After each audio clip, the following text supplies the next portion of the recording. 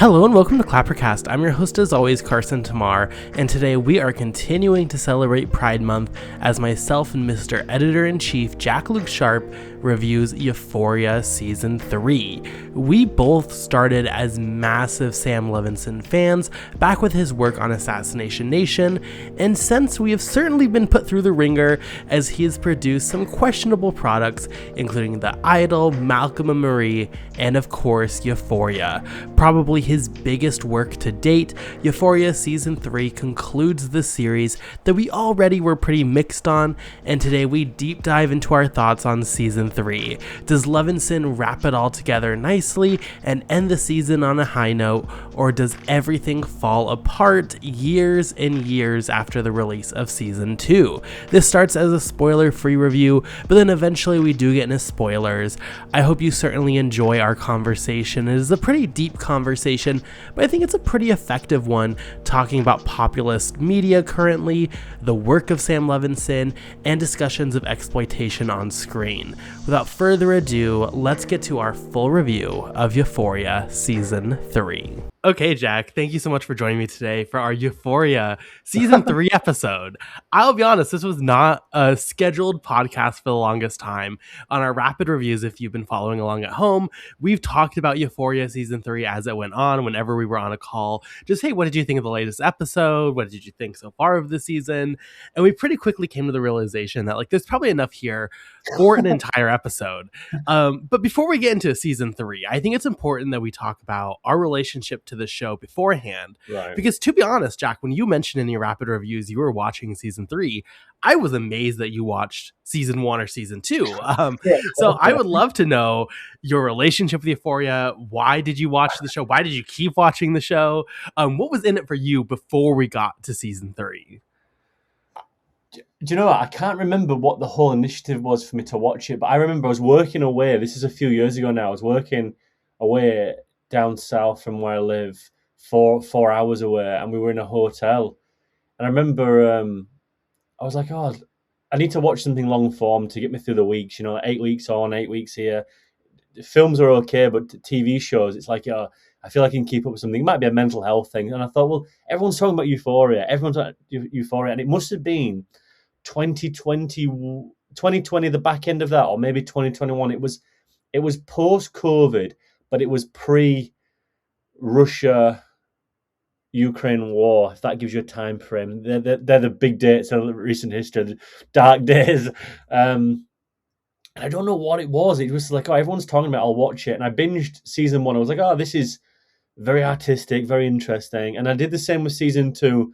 And then I watched the 2 episodes that are Jules and Rue, the things there. And I was like, oh, this is strange. I don't know. It was interesting. I was like, oh, because I think the initiative was because we talked about Levinson a little bit, and I can't remember if it's pre or post Malcolm and Marie.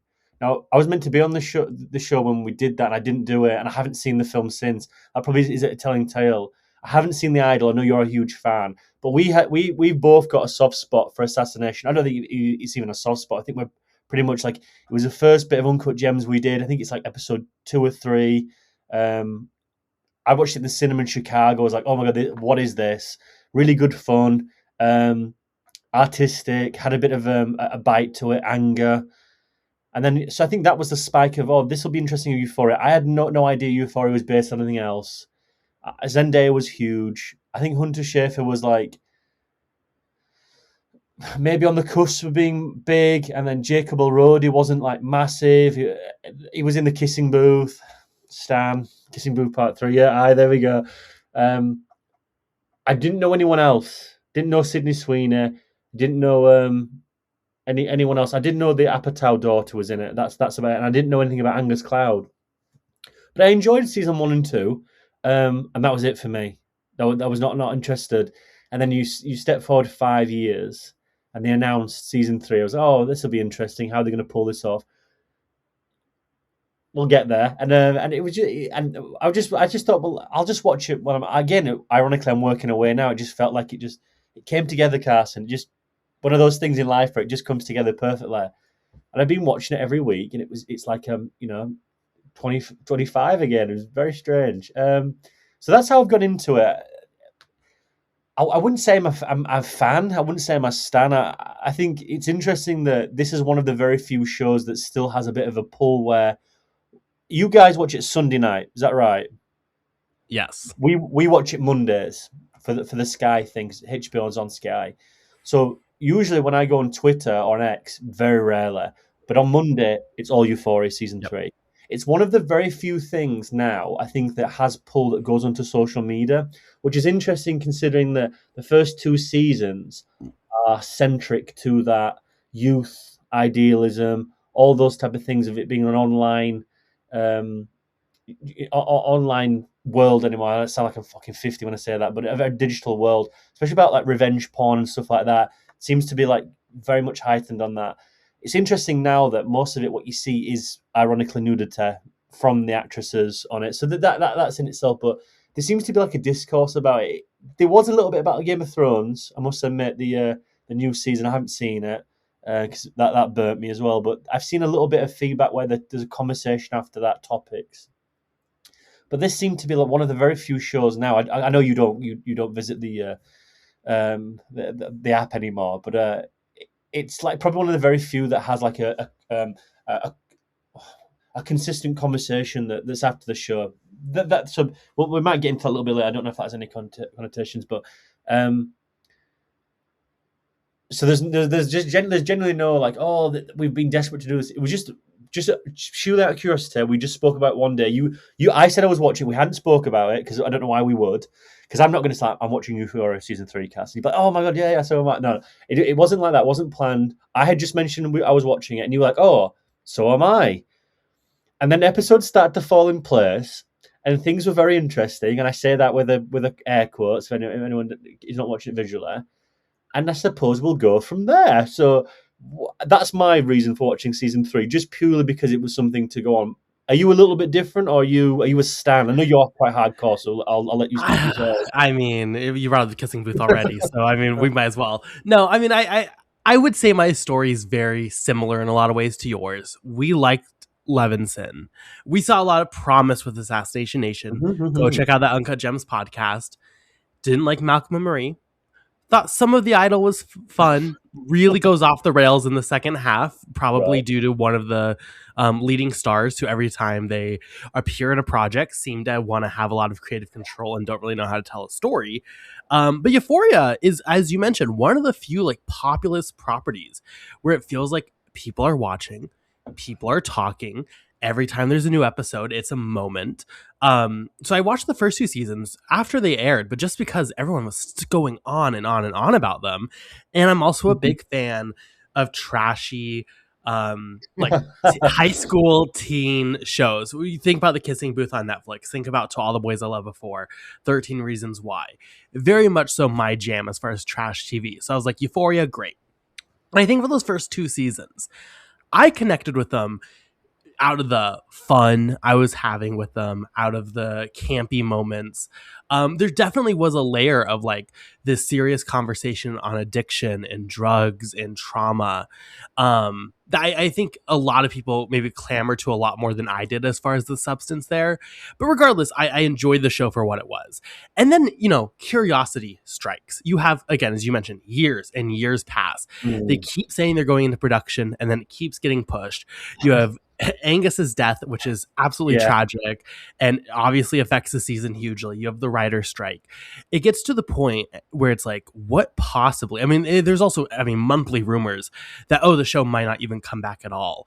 But here we are. Finally, it's released. And I was like, well, out of curiosity, I have to check it out. Even though they're not in high school anymore, they've aged up because they had to. It's been literally years.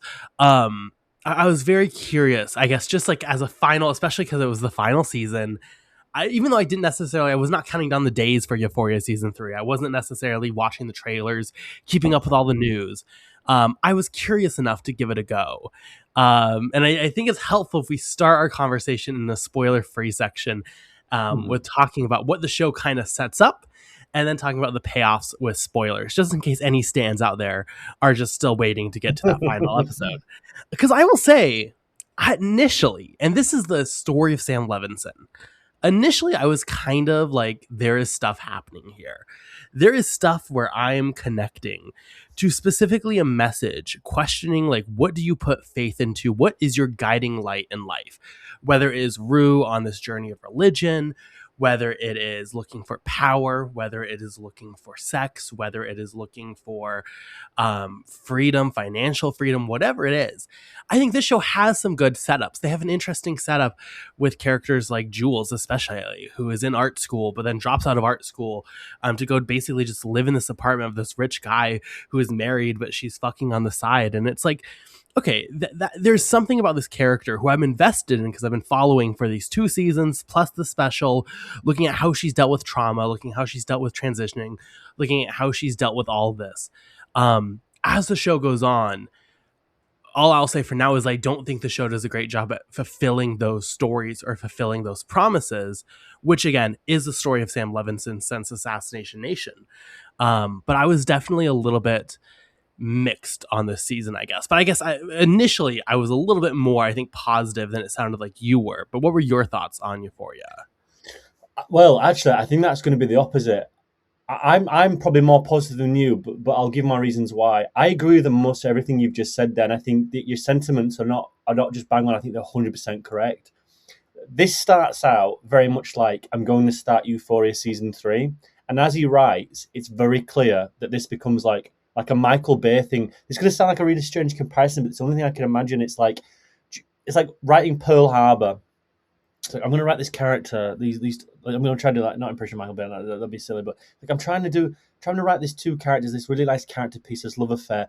Oh my god, we got Pearl Harbor. Let's bomb planes, ships. It gets to the point where it gets a lot bigger than the central relationship you're trying to devise it into, which is interesting because the selling point of view on a big budget works.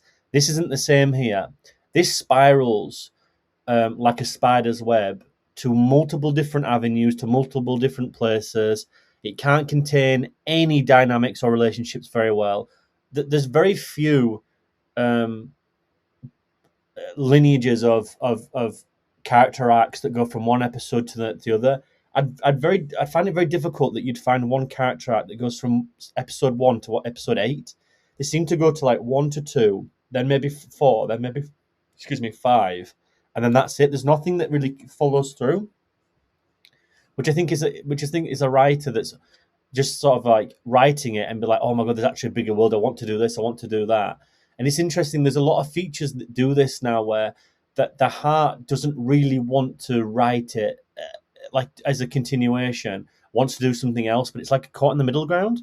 There's a few examples on the tip of my tongue. I can't quite think of it now, but it's almost like they feel obliged to acknowledge these characters, but also they're more interested in a bigger world here. Now, I have no emotional connection to these characters. I could not give one iota about what happens to any of these here. I am here, as you said, for the shits and giggles. I'm not interested in Jules. I'm not interested in Rue. I'm not interested in Nate. I don't give a flying fuck. It does not bother me whatsoever. So where this actually goes to certain characters, like Alamo, to me, I'm like, oh, this is fun. Because I'm not interested in the actual nitty gritty. I'm not into the emotional core here. Not only because I don't think it has one, I don't think it's very interesting either, like you said, but we'll get there. But I think that as this blows up to something else, it clearly devises a Western. Now that piques my interest there, so it gets me. And I think if I watch this in consecutive viewings, I think this becomes a difficult project to watch. But if because I broke it up into week to week to week, I think it plays better because it does feel like it's an anthology in sorts where one arc, and there are small little weaves in and out here. But like I said before, there's nothing that's like a strong lineage of anything. I think that's more beneficial for someone who's not interested. If you were into this and you've waited 6 years to watch Rue and to watch Jules and Nate and stuff like that, I can understand why this would be absolutely horrific to watch because you don't get anything from it. So from a point of view, if I'm not speaking about stands, but I think anyone who watches this, like me and you, who are not particularly overtly interested in it, but have piqued interest, I actually do think this works. Nevertheless, thematically, tonally, this is all over the place. This is there's a certain word I want to use, but it feels like it would be disrespectful. But it feels like it's just a complete scattershot of ideas of and a generalization of everything. There is so much going on here, and hardly any of it makes any sense. None of it rhymes. There's probably two episodes here which are like quite strong. I think episode 8, there's a certain thing there we'll get into later. I think is really, really, really, really well done. Other than that, I sort of struggle to see anything here. You know, there's very little that emotionally piques my interest, and I think where this works is that when you watch them as not necessarily as kids, but when you watch them as 17, 18-year-olds, that's a time in one's life where it's quite difficult to know what's right and wrong because you don't sort of realize that you're making decisions there that are going to have major ramifications in 2 or 3, 4, 5 years time. That's quite interesting as when you're a kid because you grow up quite quickly, and that show is ultimately the first 2 seasons anyway are quite interesting of that because it's very like major issues about being popular and stuff like that. And then there's also major issues about drug addiction, body dysmorphia, lust, greed, sexual desire, and what's property and stuff like that. Quite highbrow, quite dark thematic pieces of work. Then I think how they meld them two things together, it's almost larger than life. Although I'm not trying to disrespect anyone who goes through that as a 16, 17, 18-year-old. I'm sure they are. But these people, it's an interesting to watch that. The problem is that this feels so far from that because you've missed 6 years of development about these characters' lives. Do I think Jules at that age there would be doing what she's doing now? I don't know. I fail to see that. That's why it doesn't really interest me because I don't care. But if I had to put a hand on heart and look at it quite through a microscope, I do find some of the jumps in arcs to be quite strange. Then all of a sudden these people are working for like Warner Brothers and then someone's setting up. It's just I don't know. Like you just. A lot of these people might just be working in a warehouse. It just seems like it has to be larger than life. And, you've got certain people working in certain avenues, and it's like, what made season 2 quite horrifying is because when you had Fez and his mate, his like young kid, do what they do at the end of season 3, that's heartbreaking because not for other reasons as well, but also the context of Angus Cloud, but just purely for the characters for a minute.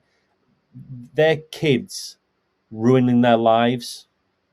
And I think that holds a lot of weight. When you're watching a 26-year-old do stupid things when they're 26, it's quite difficult to have not necessarily empathy because I appreciate that Rue's got certain mental and health issues and stuff like that. And I'm not trying to disregard that. But there's certain other things that are happening where it's like, you're writing these still as 17-year-olds. They're not 17 anymore. They're 25, they're 26. It's too much of a jump for me. I'll throw it back to you because I feel like I'm waffling. But for me, I think it more so lands, again, just to reiterate, because I don't have any close connection with the actual subject. But if I was a Euphoria fan, I'd be quite dismayed with this. It'd be interesting to see what the collective is of diehard fans, because to be fair to Sam Levinson here, well, not to be fair to him really, I don't think he does anything like major, but there are a few bumps here where it's like, oh, that's ballsy.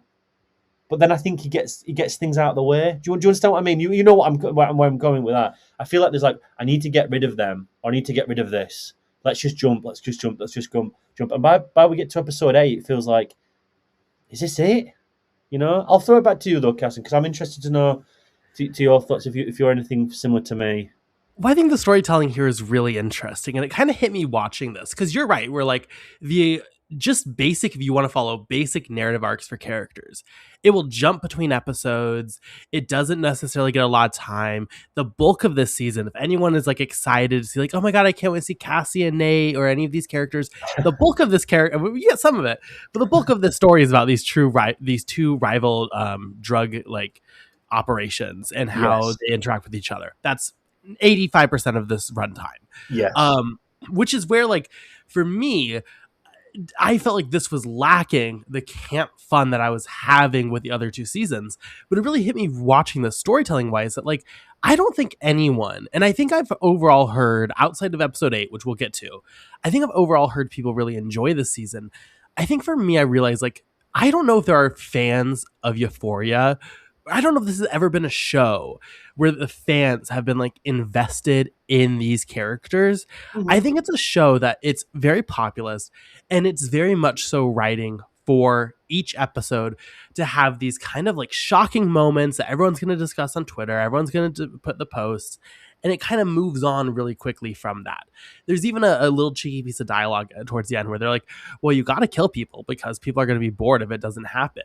And this show, as it continues, whether it is a death of a character or whether it is just any arc with a character, and to be fair, I think it's also clear that like these actors blew up since the last time they're on Euphoria. Yeah. Clear you don't have like Jacob Elordi for long, but it just hit me that like there's no need for logic or no need for like this actual flow if you just get to these big moments, which I just found, I guess, disappointing. I don't know, like, because I think I agree. I've never looked at Euphoria as being like this wickedly deep and this amazingly written narrative, and wow, it's all poetry coming together.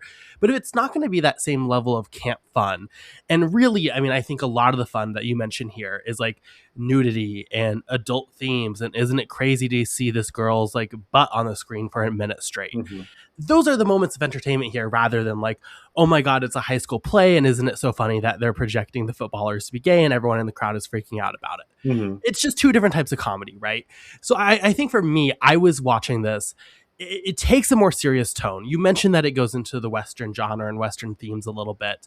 I'm sitting here, if it's not going to be campy fun, I need there to be something more than just Mhm. these small moments. Granted, for an hour once a week, as you mentioned, it's not terrible. It's not like it's unwatchable by far. I mean, I Yeah. made it through the season. But for me, I really was struggling at the end, and we will get to the ending here in a minute with certain characters. It just to me felt like such a, and again, I also appreciate that the screenplay's changed, direction changed. You literally have real life deaths affecting the narrative and where you can go with certain characters. Yeah. But I certainly think there could have been more. And I think specifically, I think a focus more rather than turning every character kind of into a side character. And then again, you have this world of drugs where it's not really fun because you can clearly tell everyone is like, it continually builds tension. It's brooding tension every single episode with like Rue getting deeper and deeper into the shit. And just, it was very clear that is this going to end well for her? Yeah, it didn't land for me, I think, in the same way. Yeah, I mean, let's talk about the actual actors then, because I think that's a good thing to start on. The thing about Angus Cloud is Angus Cloud's character wouldn't be prevalent in this show regardless. He would have been the background. He would have probably been a third party to Rue, where Rue would have gone to visit him in prison, and he would have probably told her quite enlightening things, and how he would probably look up to her, although, you know, like stuff like that. And then she's a mess in her own words. And I think it's that difficulty where, you know, you have people that look up to you or see you as a friend, and you feel like shit and you feel like a failure. That's a very difficult oxymoron relationship in your own mind there. I think that's where that would have been devised from. So I don't think Angus Cloud's character would have been so prevalent, although undoubtedly would have been felt as a third party, almost to what extent it is here on the phone, but it would more be in a physical form. That's a shame. There will always be a shame. I mean, you know, he was in a film called that Luke Barnett produced, and Luke Barnett's a friend of the show. It's called Your Lucky Day. Go watch it. It's really really good fun as well. One of his last few films, by Abigail, and another film. And Luke, I remember messaging Luke Barnett about it, and I just said, "Look, I'm condolences. I'm sorry." He says, like, it's absolute tragedy. Like, and he was mentioning, like, you know, he was always really good on set, really good fun, and I think it just was like it's just going to be a sore thing to miss because he's gonna do something. And I think if I can say anything, I think Angus Cloud has left not a great body of work in context of in length, but there'll be a significant body of work left just to show like what could have been, but also because there's stuff there. I think his turn as Fairs, especially with Maud Apatow's character, that will always be heartbreaking to me because that sequence when they're on the couch, and it's like that perfect high school thing where them two are never going to interact. but because they're there in the moment and they've got something, but perhaps the idea of where the political culture of that 17 to 18-year-olds are, it's not going to allow that to happen, or it won't work. That will always just embody his relationship as an actor, in that, like, it's just always so close. I always fucking love that sequence. If there's anything in Euphoria that I love that when they just sat there and he's flirting with her and she's flirting back. Like, that will always, to me, be one of the key moments. There's none of that in here for obvious reasons. And I think his absence here, while I don't think it would have been major to begin with, it's always going to be a tough one, that. And I do think there are certain little things here that's put in, which I think is quite genuinely poignant. I think there's one lovely sequence in season 8. What a wonderful surprise as well. His mother didn't even know it was going to be in. I think that's beautiful in a way as well. And it really does work to the actual sequence in itself. Like you said, though, about other actors here, in between this, Sydney Sweeney's in Anyone But You, megastar. There's also other things that are happening with Sydney Sweeney at the time, which I think is interesting with image and body and projection. Jacob Elordi just basically just bang goes. Maybe the next James Bond, who knows? But he's massive in Frankenstein. Everyone else, though, aside from Zendaya, who was in Dune, I get the impression. I want to know this from you, because you'll know more about the Hollywood scene. I get the impression that scheduling here was a nightmare. There's a lot of scene blocking in here, which gives the impression to me, just a fledgling a fledgling film journalist here, that there's a lot of things that was shot on the fly here. We had to shoot this here and here because schedule didn't match up. I think people got quite to grips with that by episode 2. I think that's quite evident, although those characters, once they're not in it anymore, let's say, it quite clearly can tell who this was. The running is where they're filming this and who they're filming it with. Like, for example, I think it's fine enough. The original characters, there's a few here, Madde and stuff like that, where I'm like, I mean, it's just I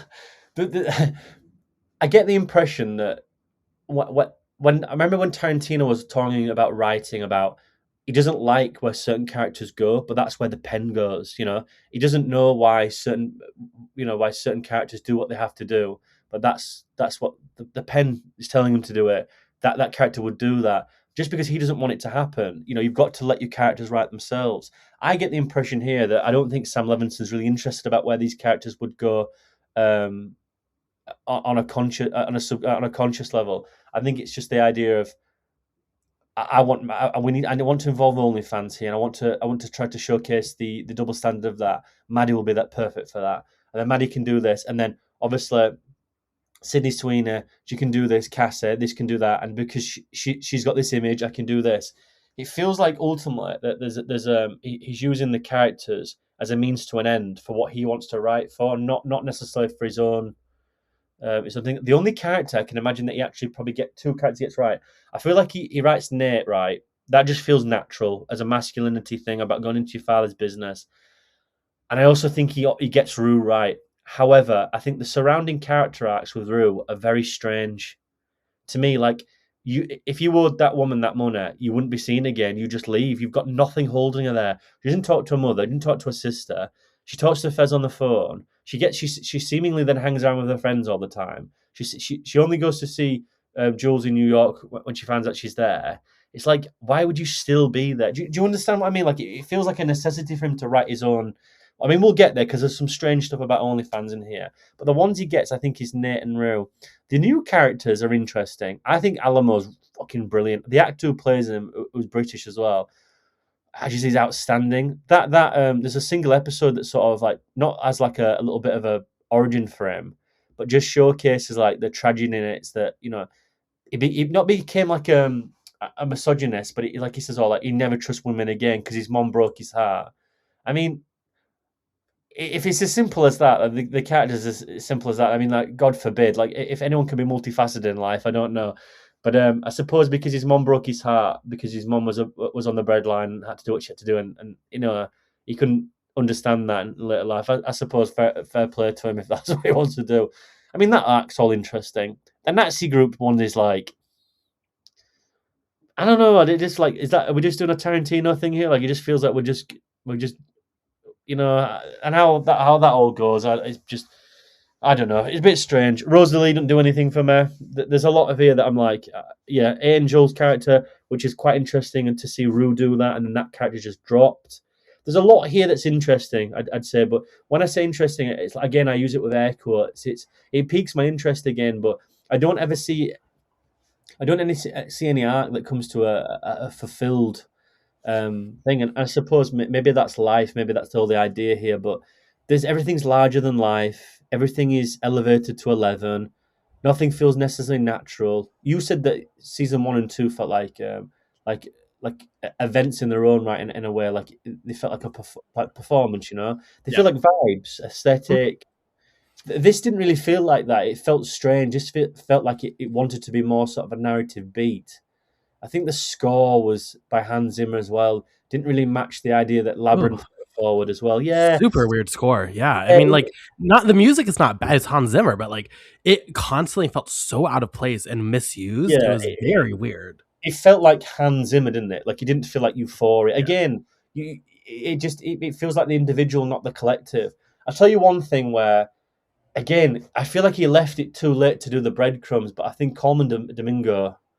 Oh God, what an actor! What a Oh yeah. performance! Like what one thing that slowly just grows in, and you can see the wear, the tear, the slow rotting away of hope, and thinking, "Fuck this!" Like, and I think that then, but again, that just blows into something as well, doesn't it? Yep. Nothing feels like a natural progression into what those characters. Everything like it goes to 11.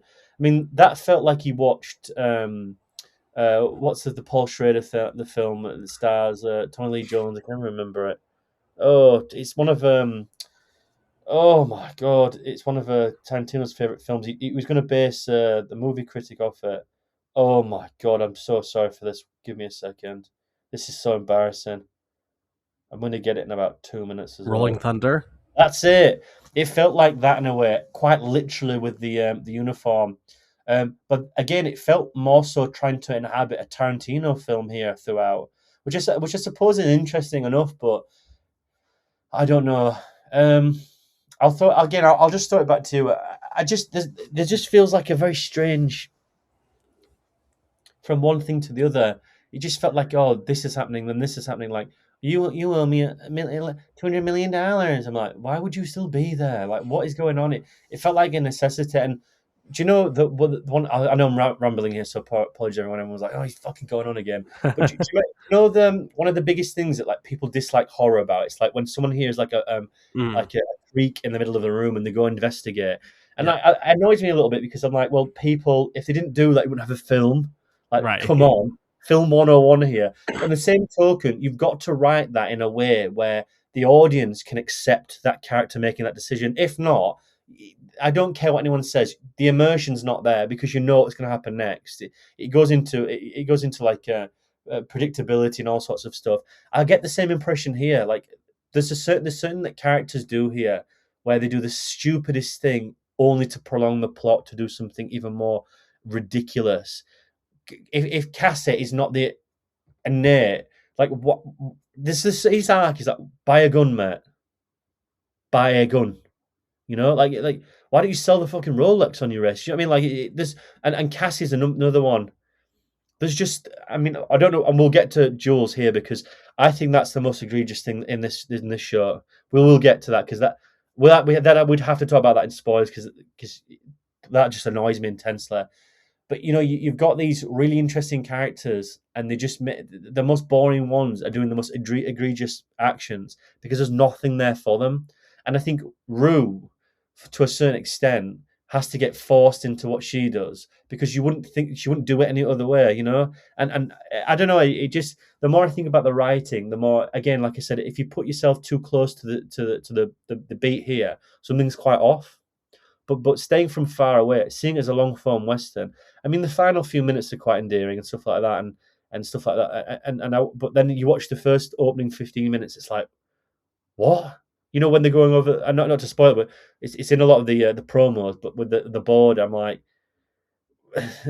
you know, that doesn't feel like the same place that we were in when someone was, you know, not being able to be in a relationship with someone they loved because they chose pills instead. You know, I appreciate we all grow. I appreciate we all grow, but that just felt like a little bit too much of a jump for me.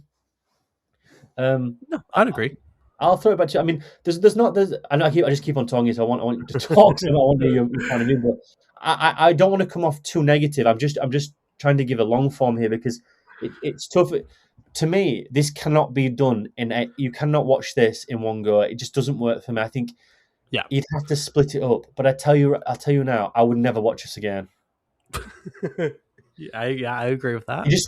I wouldn't know what I would go back here for. You know, I don't. Nothing here aside from what we're doing now would make me want to go back. There's nothing here. There's nothing that you would go back too deep into. There's nothing that would keep me back. It's everything that mostly is put forward is said. There's nothing inherently interesting about the material. It's very much a vibe, isn't it? And what's cool, let's put it in. Aside from actual, you know, maybe one or two sequences with Rue, it's like, this is just same old shit.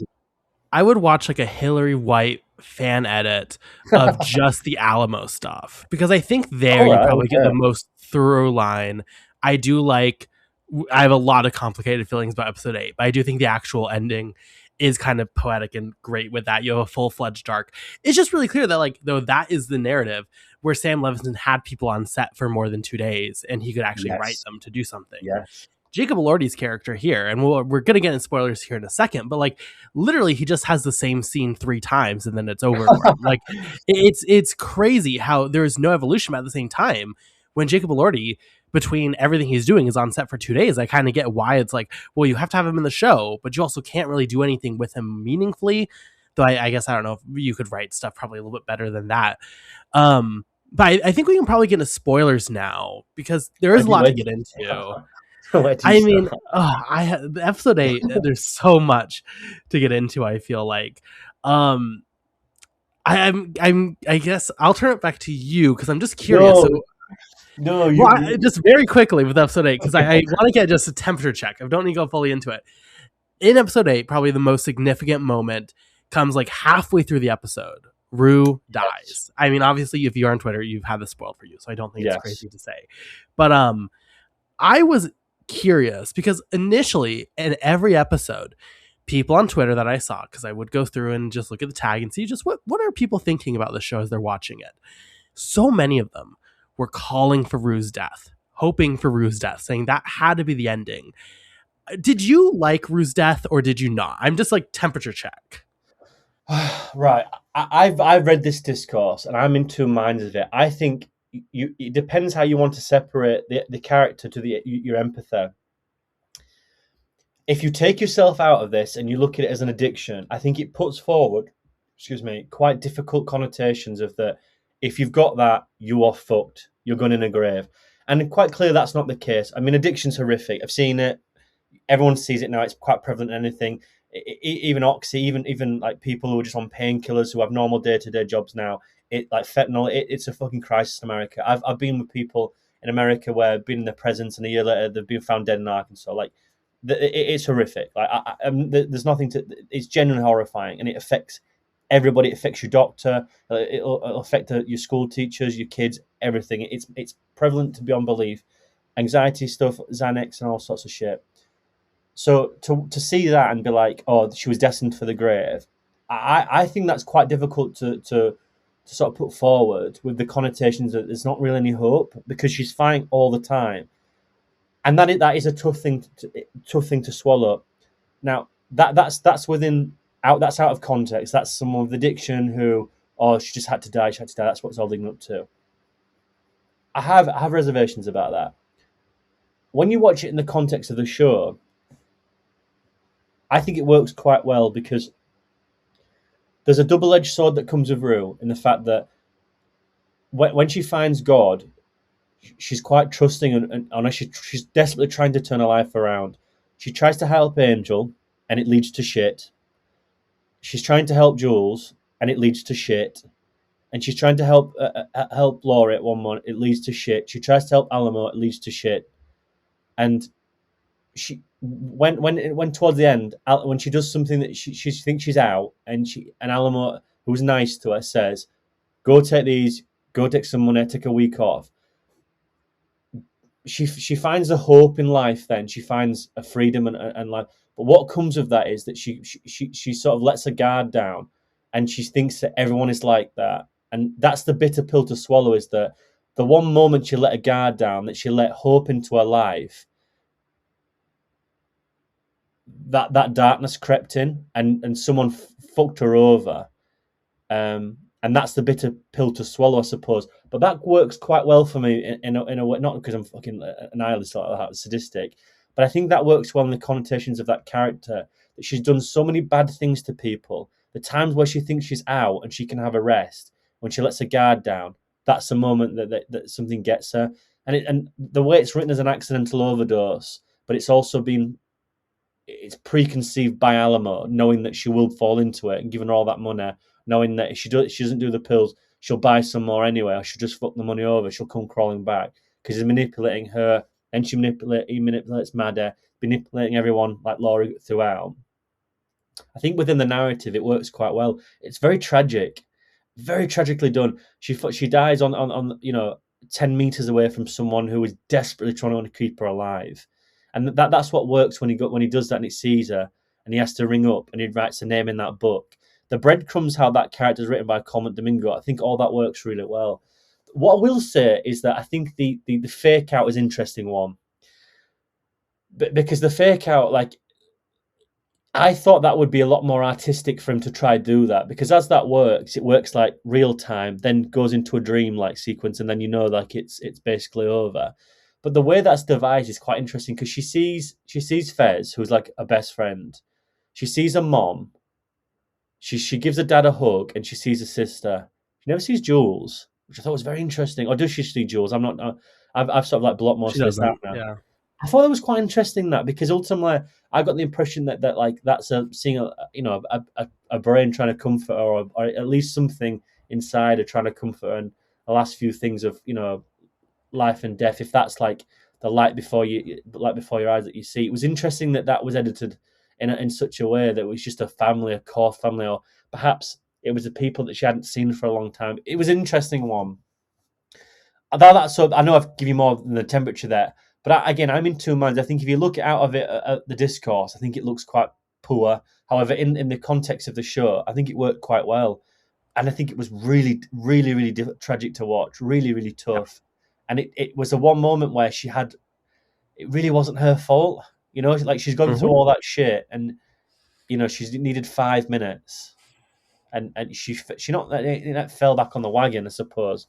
But like what Coleman Domingo character says, like the whole reiteration about in the groups about like you like, if you can just keep off it and you can have hope for tomorrow and the next day and the next day, and it's just that tragic reminder where it's you see again, probably what makes that even worse is the Angus Cloud thing as well. Yes. Yes. The accidental stuff, and I think Sam Levinson had to tread lightly there, and I think to be fair to him, as much as I don't particularly like a lot of stuff that's going on here, did think he landed that quite well. I'd be interested to know your thoughts about that. Yeah, it's interesting because I agree with you for the most part on, like, let's just take for a second that this had to happen for whatever reason. I think it's handled probably, outside of maybe the Angus connection, the best it could be. I mean, also agree, I think it's weird that Jules is not there, because like pretty much Zendaya's entire arc is like, I want to reconnect with my mother and I want to reconnect with Jules and have a relationship. That's like the driving force for her. So I don't know why she wasn't there.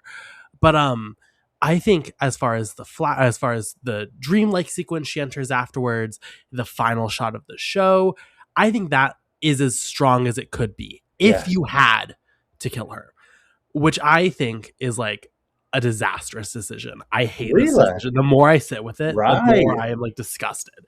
Not really. I mean, like, let's not, I guess, apply too many emotions to it as Euphoria, but there's a couple things about it. Number one, why are we watching the show if she dies at the end? This entire story of teen addiction, of what the damaging effects of drugs are, both in a teen life and in your adult life, looking at the industry here. Euphoria is a show that it's about a lot of stuff, but ultimately, I would say its number one force, an active force, is drug use. I think ending her arc with there's no hope, even when you escape, and you can have no agency. Like when Zendaya takes agency in this season, it is always trying to do the best thing. Even when she's doing bad acts, it's because she owes people money. She's forced into a position. Her hand is forced. There's nothing this character could have done to avoid this death outside of, I guess, don't work with the DEA and work with the drug dealers fully instead. That's not a very compelling arc to put this character in this absolutely heartbreaking and tragic scene. So I think from a narrative perspective, it's bad. I think that also, gosh, what was my other point with it? Oh, this show, one thing I've really actually liked and respected about Euphoria is the authorship it has given some of its actors. Hunter Schafer co-wrote the special about Jules. Zendaya was a producer on the second season. Zendaya was very clear as a producer in the second season. I want Rue to have a good ending. I want Rue to have hope and hopefulness for the future. That is where I see this character. Interesting, Zendaya was not a producer in season 3, did not participate in the press about season 3. Seemingly, I mean, even though certainly a main actor in the show who is there every day on set, has definitely taken a step back from the connection with Euphoria as a show, with Sam Levinson, who she once had a really close connection with Malcolm and Marie and such. I think for me, it just feels like a betrayal of like that character. I don't like the fact that actress didn't, I don't know, it feels to me just very like weirdly written. It feels very charged in some points. I also wonder like if there was a conflict there. I don't know, did you kill that character just kind of spite Zendaya? I don't know. For me, it just didn't work on any level. I think the actual execution of it, again, if you had to kill her, it works. For me, I don't love everything else associated with it, I guess. No, I think for a show that's filled with quite a lot of darkness, you could definitely argue the fact that, is that really the tip of the iceberg you want to go on? And I think with certain deaths that we'll get onto in a second that happened beforehand, and especially what's happened off screen as well as end of season 2, it just feels like there's like just a slight lack of hope here. The one thing I think that works even more so though is we're talking about the bookend before where she goes to the house in episode 1. And that girl, pardon the pun, is euphoric behind her. Like, you're living the dream. You're like in California, like you're the it girl. Like, and she's got no idea. This girl, she's so naive, like wonderfully naive as well. Not to be nasty, like just fucking so naive, like that youthful naivete. And then when he comes back to see it to season 3 at the end of episode 8, and she's there, and he says, "Oh, he tells her in other words that she's not here anymore," and the face goes. Like that innocent youth just leaves there because there's a little bit of like naivety leaves that body, a little bit of realization of like, right, okay. Like I think perhaps the idea of to put forward that,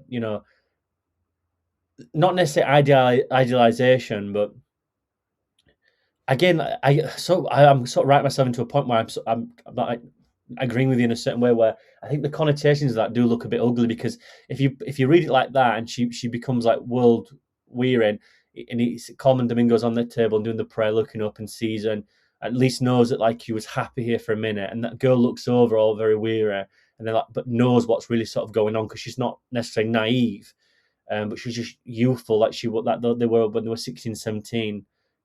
Maybe she'd have gotten on that train with Zendaya. Maybe she'd have been there at the club. She'd have ruined her life. And not necessarily that sex work ruins your life, but most people in this fucking TV show ruin their life, with decisions they make. So I can't imagine Sam Levinson writing her really well. I don't think she'd be working in accounts at that club anyway with Alamo. She could very easily be one of those girls who didn't make it out that night in episode 8, or throughout. Look at Angel.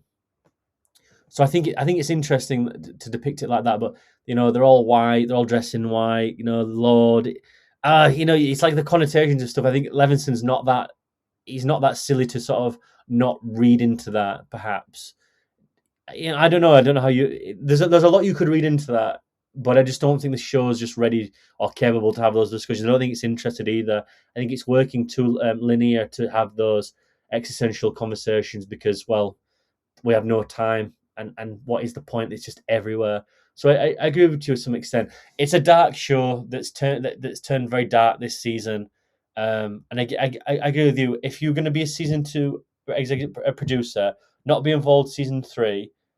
I mean, fucking when it was premiered, she had no she didn't want to be in any photographs either.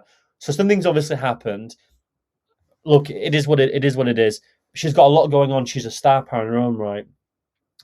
I get the impression that when you look at Zendaya, there's people behind us like giving a really good feedback. Like, you know, like working with Luca, like for the brand that she was a Disney child and she's working doing stuff like that. That's a risk, but it's a calculated risk that paid off.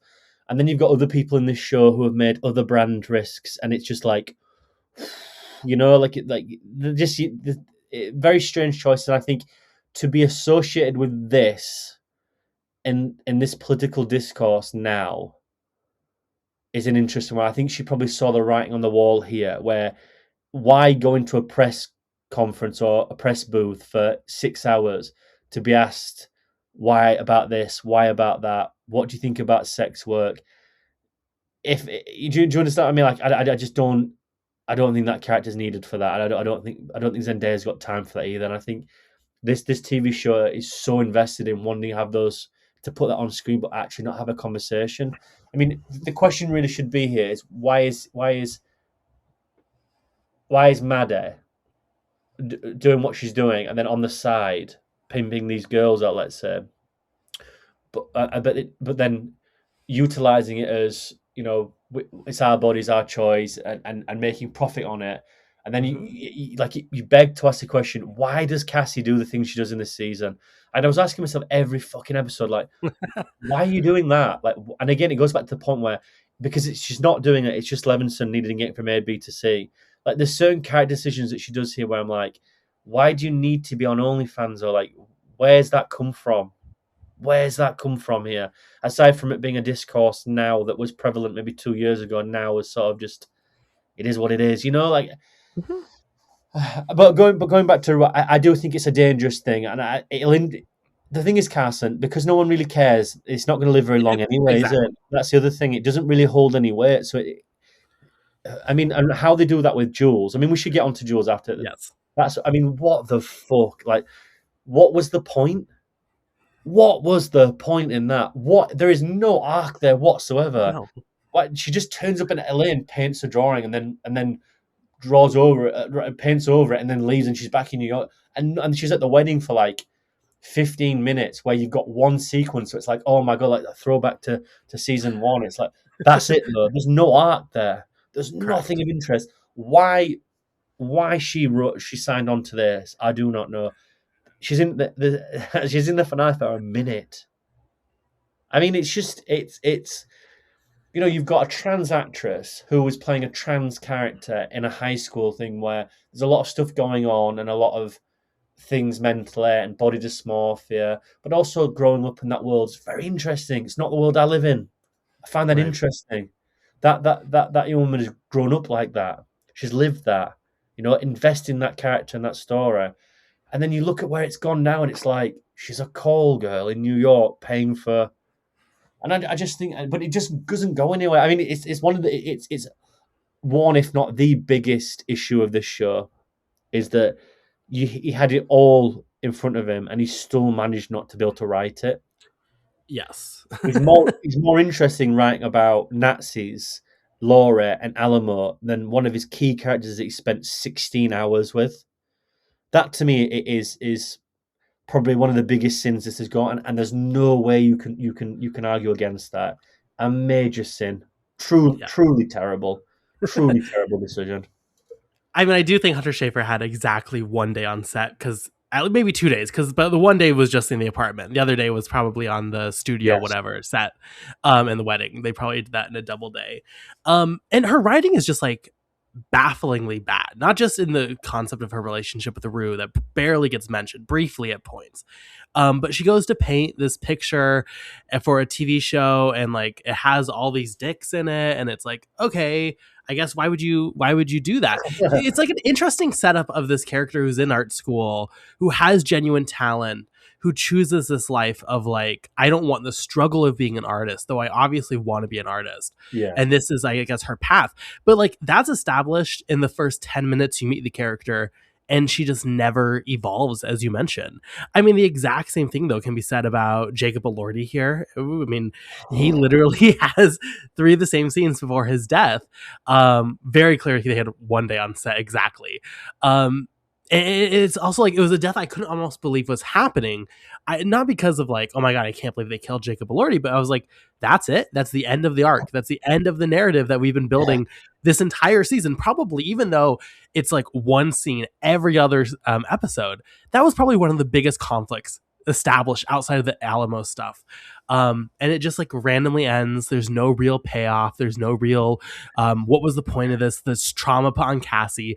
Even that final episode, it's like, okay, I guess how is Cassie going to react to this? She's been fighting for her independence, whether, you know, through sex work or through acting.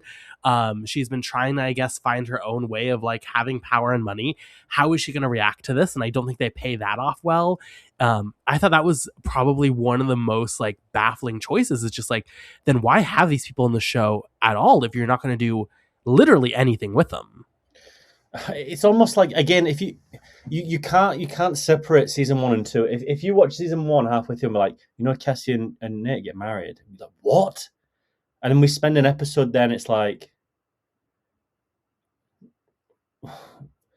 what is the point? Where is the arc? I mean, there's one really good sequence with his dad, I must admit, and that's also very poignant for other reasons as well. Very much like Angus Cloud, and you know, and there's like a bit of like strange comedy there and what they've done, and he has a great scene with Hunter Schafer as well at the bar, like a little bit of fun in it, but also like that's creepy, you know, that's creepy. But it's again, it's about the show. And then other than that, it's like he's just on his own.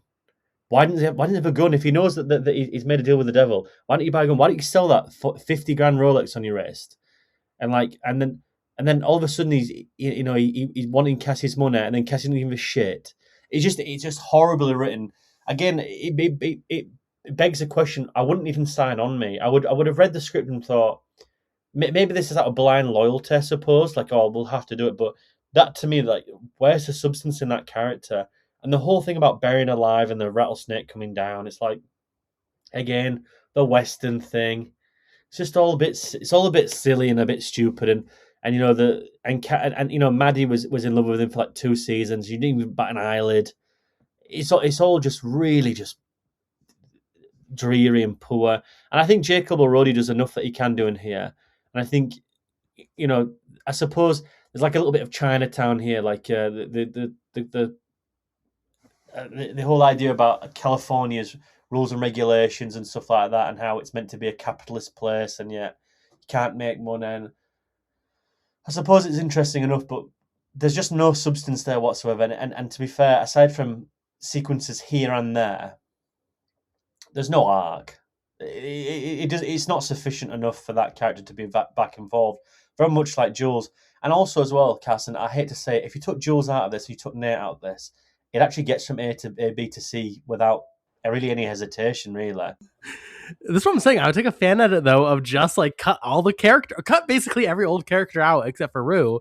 And I think you have like a pretty decent 4 or 5 episodes of television. Like, I don't think it's so bizarre to me how I guess like I in my head, I keep giving Sam Levinson like credit where I'm like, but what could he have done between these schedules of these people, between the politics on display here? Cassie's politics, very interesting how they're discussed. I accept Sydney Sweeney was like, no, we got to leave all the nudity in. We got to go deeper with this. If you're going to show it, which I respect to a point. But like, and also though, is like, I think that was probably me giving a little bit too much like forgiveness. You can write arcs that are short. You can write satisfying conclusions to characters, even if you don't have them for 8 full episodes. The show really never does. But again, it's because it wants to get to that big point. It wants to get to Nate's body and the casket being opened up, and he's all blistering from the snake venom. That's what the show wants. It doesn't need it to wrap up a conclusion for 3 seasons, like you were mentioning. It just needs those shock moments, and people responded well to it. I mean, people love that, and they were like, "Yes, Nate died, yay!" Yeah, And it's just, I don't know, is that, I don't know, are we dealing with that? And then we just don't deal with that at the end with Cass. yeah. I don't know. It's a weird show. It really is a strange script. It just is a strange direction.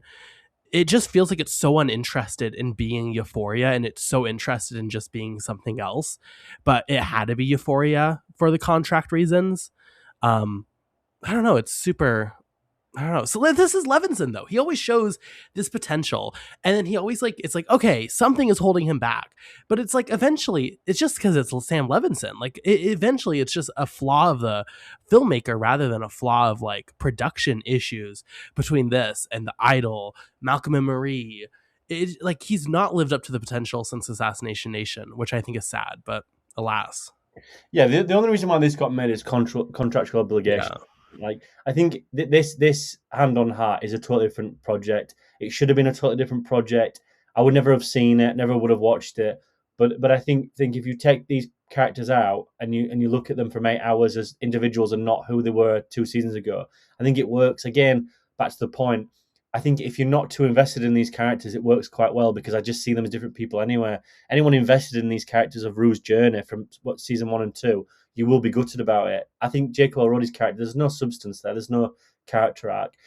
And again, agree to you. I think you could edit this down to about 3 hours of a really good modern day Western, and like a David Zala, Zala stuff, or even just like a really dark, dreary modern Western. But as is, I think if you have to have the connotations for season 1 and 2 because it's the same beast, and they don't line up whatsoever. I mean, we've talked about Nate, which I think is just dull. It's just uninteresting. I think we've spoke about Jules, which I think is actually a travesty. I think Rue, we both argued there's something there, but I think again there's issues with how that's handled. I mean, let's talk about Cassie then, because this is the interesting one, because this is a show that undoubtedly writes into the social commentary about what's happening with Sydney Sweeney. If it's her body, if it's the political things that are going on that are very strange about my genes and stuff like that, which to be fair is to me is faux hysteria. Although in this political climate, knowing that you're going to do something like that, the connotations, you're going to have to deal with the consequences. Although I don't think the intentions was to be that much white supremacist. I've had this chat with my wife about it. I just think that is just poor ideas of trying to do something that's a little bit edgy. In the same token, you might not have wanted to project those ideas, but in this modern market, you've got. I mean, unfortunately, if you're going to say certain things like that, and the political market gets, or the political current gets it, you're going to have to deal with that one way or another. If that's Gap or her, the way that character is written is interesting because in season 1 and 2, you look at that and she has a very difficult relationship with men in season 1, especially about her body, because boys are starting to see her body rather than who she is. And then she starts to understand that can work for her. And then she sort of has this strange rivalry with Maddie that leads to this teenage affair with Nate, which is the big thing, and it's heartbreaking for everybody involved.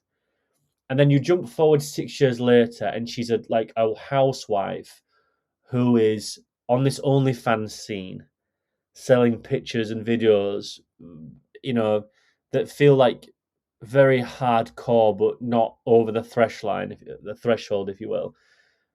And the reasons for that are never quite given, aside from that it's almost like a tension. Right. So, I mean, I suppose I can understand the character there. It's she feels like she's left out. All of her friends are going off to do this and that. They're on the big city and she's locked away in a house.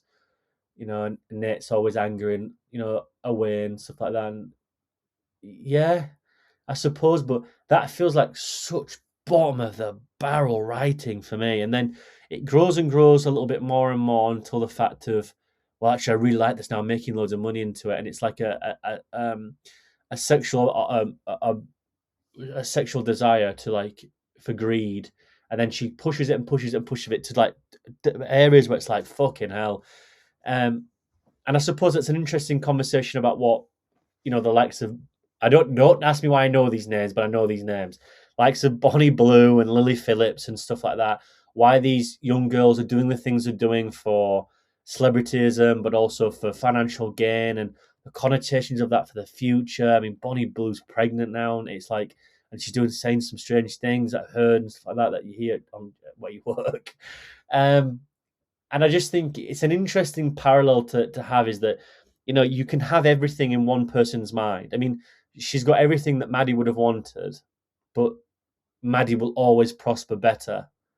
And I think that's an interesting argument to have, that this is not interested in having a conversation about. It never wants to uncover why Cassie wants to do what she wants to do. I mean, granted, I suppose that the connotations of that is that, well, if someone wants to do sex work and wants to profit off their body, I mean, it's their body, you know. So who was anyone to sort of objectify that, or object to that profiting of one's body? So I can understand where that perhaps comes towards in the TV show. Yet in the same token, the character's written so one note, it does beg the question, like you do ask the question why. I mean, that's why we're here, aren't we? We're here to investigate these characters and the decisions they make. I mean, there's a whole character arc of Rue. Why does she do the things she does? Is it addiction? Is it blind hope? She's trying to find purpose. And then you look at Cassie and I'm like, so she's doing it for money. It's just greed.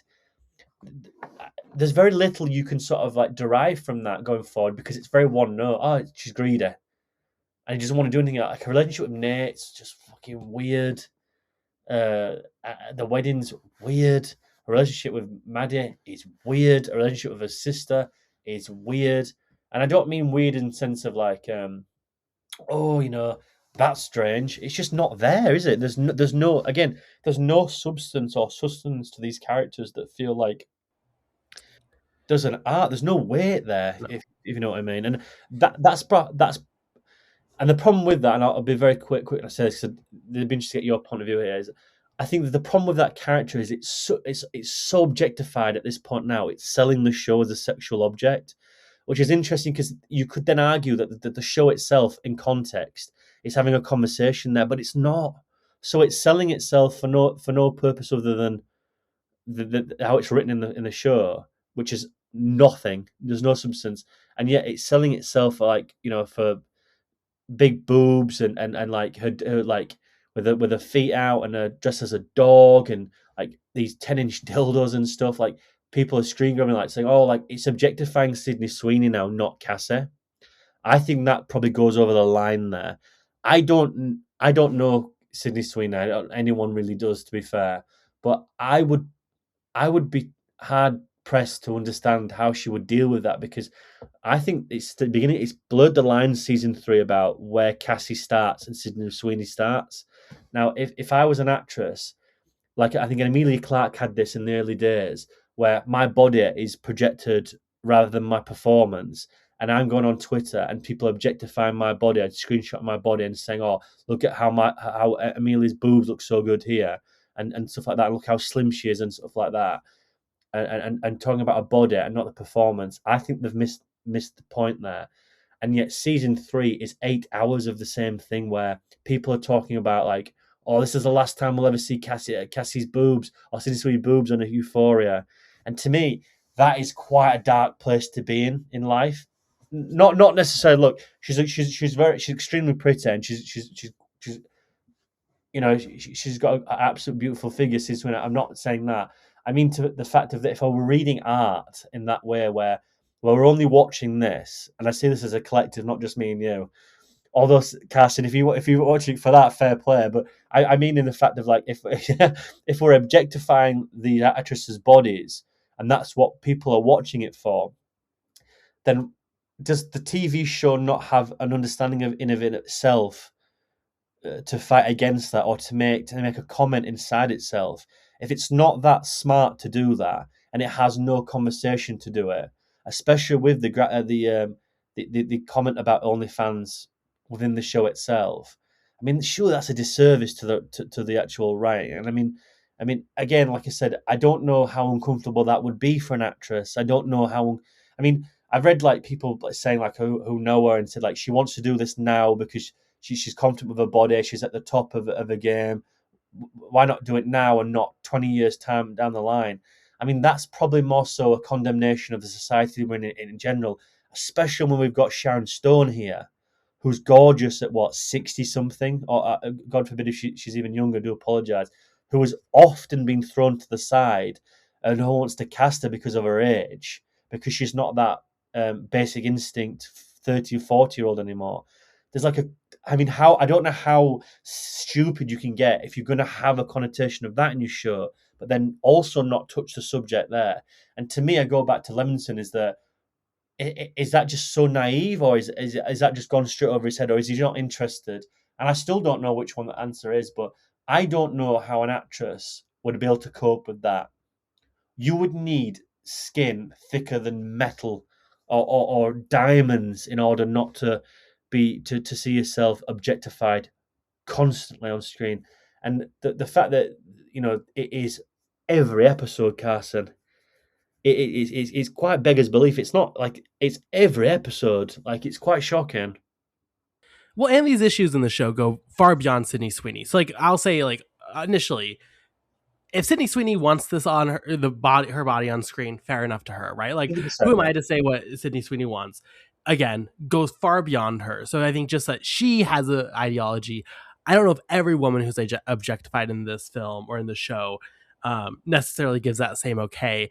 I also think Sydney Sweeney is in a very weird position career-wise, has been since last October, and you get into a million different things. I mean, it's not just the My Jeans ad, which I think, again, I mean, very similar to you, people blew that up over nothing. It was clearly, in my opinion, not like Sydney Sweeney and Levi's being Yeah. like, we love white people only. Like, that's a crazy take. And then she immediately goes and does like the lesbian boxing movie. Yeah, Chris. But Yeah, she's continually had beyond that, just like baffling choice after baffling choice, to where, similar to Cassie, and there is that line blurred where it's like, you really want people to love you. You want people to change their narrative about you and their opinion.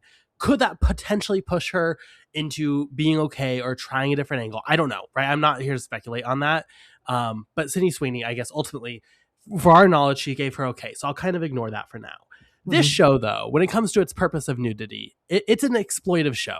That is a core ideal of Euphoria. I think that's one of the reasons it blows up, is how many shows do you have that deal adult subjects, adult themes in like this exploitative way?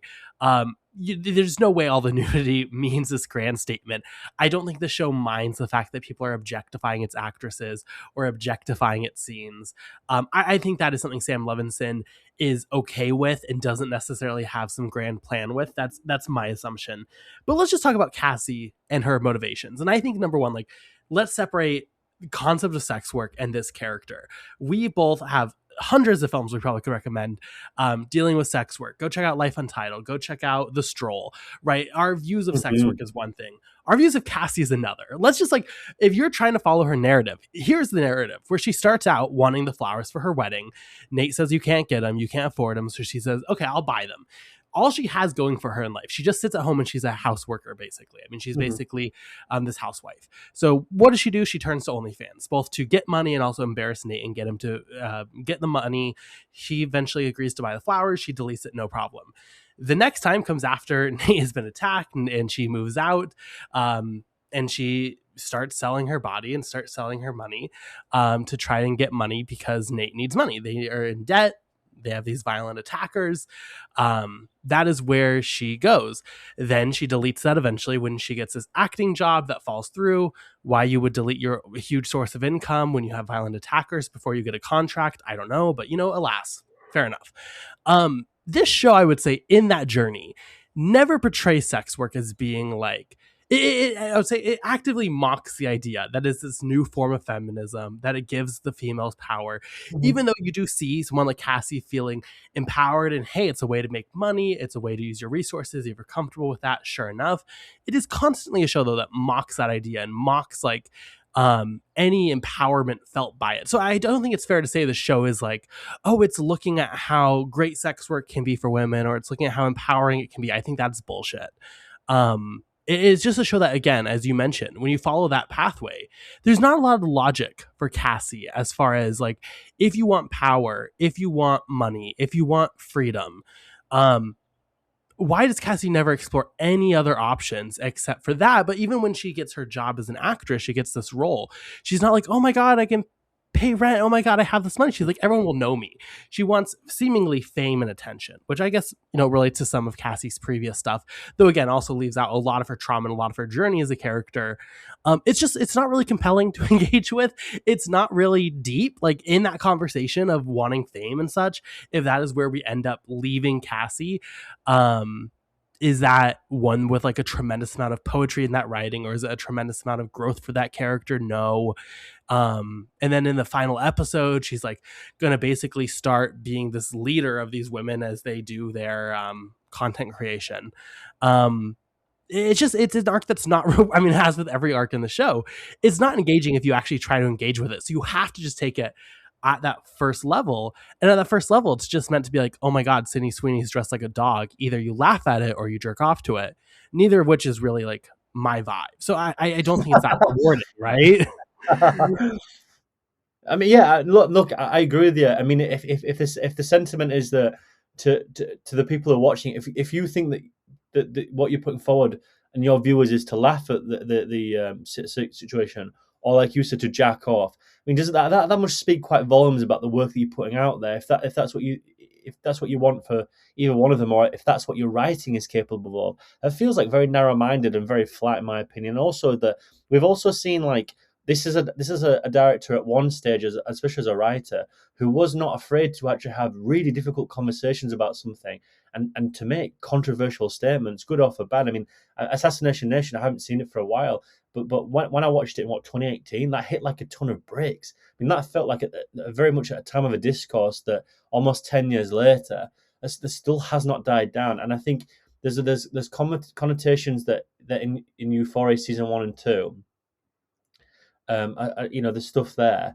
I haven't seen The Idol. I'm not interested, but he keeps on having this reiteration of this thematic of not so commitment, but property, who owns who owns what, why these people are doing this, and it's like Malcolm and Marie is all about like it's just to me it's like he seems to have these relationship connotations of male property over the female and the female property over this, and it's an arc that really fails to have any more substance because it's so overutilized, and it doesn't make it any more interesting than the actual subject line is. It's not anything that could be. I mean, it could be elevated and definitely could be explored, especially in this. You've got 8 hours of it. I mean, we never find out anything about. I mean, we have like one sequence with Cassie's mom when she's walking down the aisle, and like there's a little bit of like insight there, like interesting, but there's nothing to do with her sister. Is it Lexa? Nothing there whatsoever. Just like to see your sister go through that, and to see a sibling, and then your mom to be like that, very strange. It's just there's no overall commitment to have a conversation about like, but why you've got everything. Why do we feel the need that people are that? I mean, she's not doing it to get out of financial restraint, which many sex workers do. I mean, you see a lot of like, especially queer sex workers on Twitter. It's a lot about like just doing it so they can pay for medical bills or even pay more stuff for transitions and stuff like that. I mean, that's an interesting conversation about the healthcare system is failing people. Not necessarily even failing people, but it's just not able to provide the adequate measures for people who need to see it to be the best people they want to be. I mean, that's an interesting conversation about who that's failing, and then people taking on their own rights to do what they do and getting help from others. and community-backed projects and stuff like that, and also selling oneself in order to prospect. There's interesting connotations there. Real-world things are happening now. This is not interested in any of that.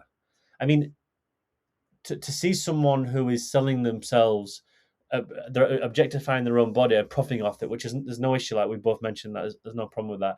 Who is doing it for flowers? That to me would imply that she's spoiled, she's a brat, and she's doing it because it's the only thing she knows how to do in order to pay for flowers for a wedding that are going to cost $60,000. $60,000, which would change someone else's life overnight. That to me is implication of someone that's a conversation they're trying to have. I don't think this TV show has any interest in having that. And also, bar that, what else is left? I mean, again, how many times have we had that saturated conversation about these people who are like wearing a $3,000 hoodie and stuff like that, and he can't get this thing over the line, and then he's wearing a 40,000 Rolex, and she's, I mean, it's interesting. Like she makes some money and she goes to live in a condo next to her sister, and because she's smart investing in it and stuff, and it's like, well, that's an interesting part. She's doing it to prosper herself. It's her own money. And then then she becomes stupid again. It's just once you sort of realize Levinson's tricks and inhibitions here, it becomes quite difficult to sort of maintain enthusiasm for the project, because I'm watching thinking, well, she's going to do something stupid now because he's got to get here. Rue will have to do this, Nate will have to do this, and then it becomes sort of more like clockwork. And for an 8-hour ensemble that's quite difficult to maintain, again, the enthusiasm to watch all 8 hours and not to be shocked. I mean, I'll throw the question to you here. Were you at any time throughout this shocked, or were you ever so invested at the end of an episode that you couldn't wait for the next one? I mean, let's be serious here. Like, I've watched Day of the Jackal this while I've been watching this as well with Eddie Redmayne. And I've watched stuff here where I watched episodes like I didn't want to go to bed because I wanted to watch episode 4. And that stuff's a very totally different genre, different to this. I appreciate that. But I've watched other things. I'm like, oh, I'm really invested. I watched Wrath of Man, Guy Ritchie and Jason Statham movie with my mum and dad last night. I've seen that film 4 times. I was like, I'm watching it in one go. And for me, it's very rare because I go to bed early because I'm an old man now. But I'm like, I'm invested. I could not tell you one episode here throughout 8 hours of material where I was like, God, I cannot wait for the next episode. I'm like, okay. And I don't think I've ever had that with Euphoria either. I don't think I've ever been here and been like, I cannot wait till next week. I mean, I was interested enough to see how it would end, but because I knew that episode 8 was going to be the end, there's a certain connotation of piqued my interest, and perhaps when she's buried alive and the horse is running towards her. But other than that, Carson, I failed to find one moment here. I'm like, oh, I cannot. How will I cope until next week? How will I do this?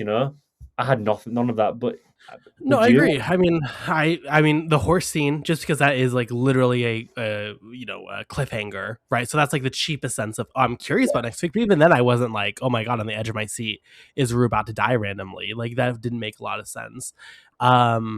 I was curious about the ending, similarly, just because it was the ending. But no, I would say there was nothing here that I was like, there was nothing here I wanted to like, oh, I was so invested, I need to see more of this, or I need to see next week's, or I'm going to be thinking about it all week. How is this going to end? On this other side of the coin, there was nothing here that brought me also catharsis, though. There was nothing here that I was like, oh my gosh, that ending, that poetry. Maybe, again, some of the episode 8 endings emotionally. I think, again, like the Alamo stuff, genuinely in episode 8, I would say was the one time where I felt really satisfied. The rest of it was just kind of like very passive television.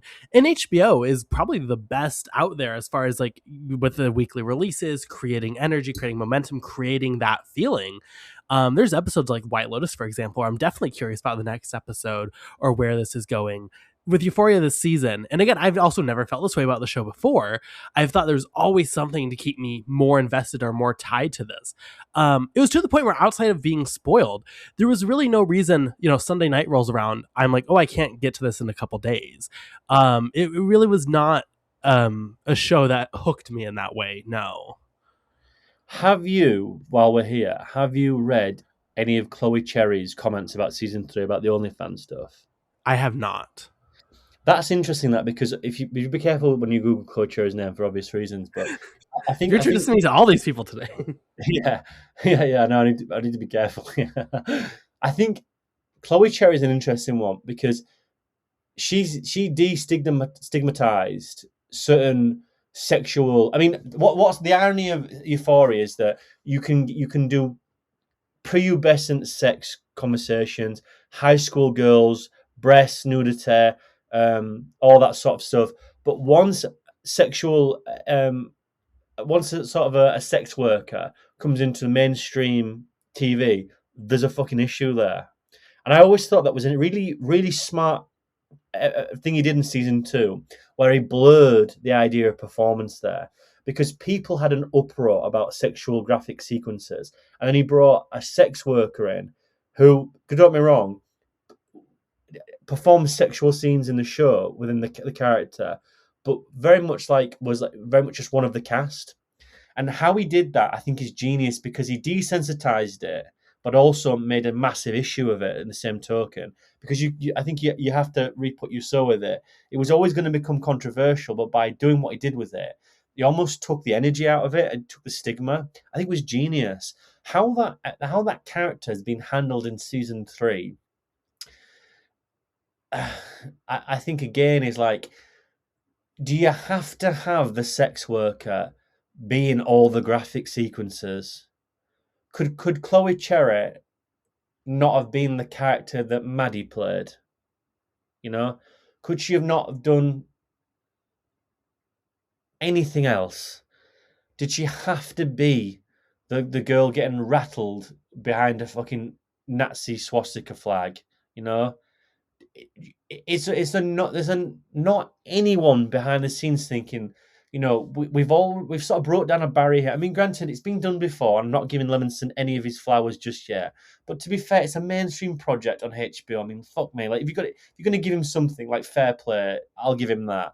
You know, did nobody think, you know, we've destigmatized this? Chloe Cherry, whatever she does going forward, it will always be thrown at her. Well, you know, you've done this on camera, you've done this on camera, you know, been this and that. And unfortunately, she will have to live with that. But again, if she's bothered, who gives a fuck? She's done what she wanted to do. It's her life. If she wants to deal with it in her way, let's also deal with it. But she's on a mainstream show. Did it not think to anybody, perhaps, that, you know, we can do something even more interesting now? Is that, why don't we just separate that then? Why don't we have, just as an actress? Why, I just think that why do they have to nail that as the most sexually graphic character in it? And the only thing I can get is because she's a sex worker, that might be natural to her.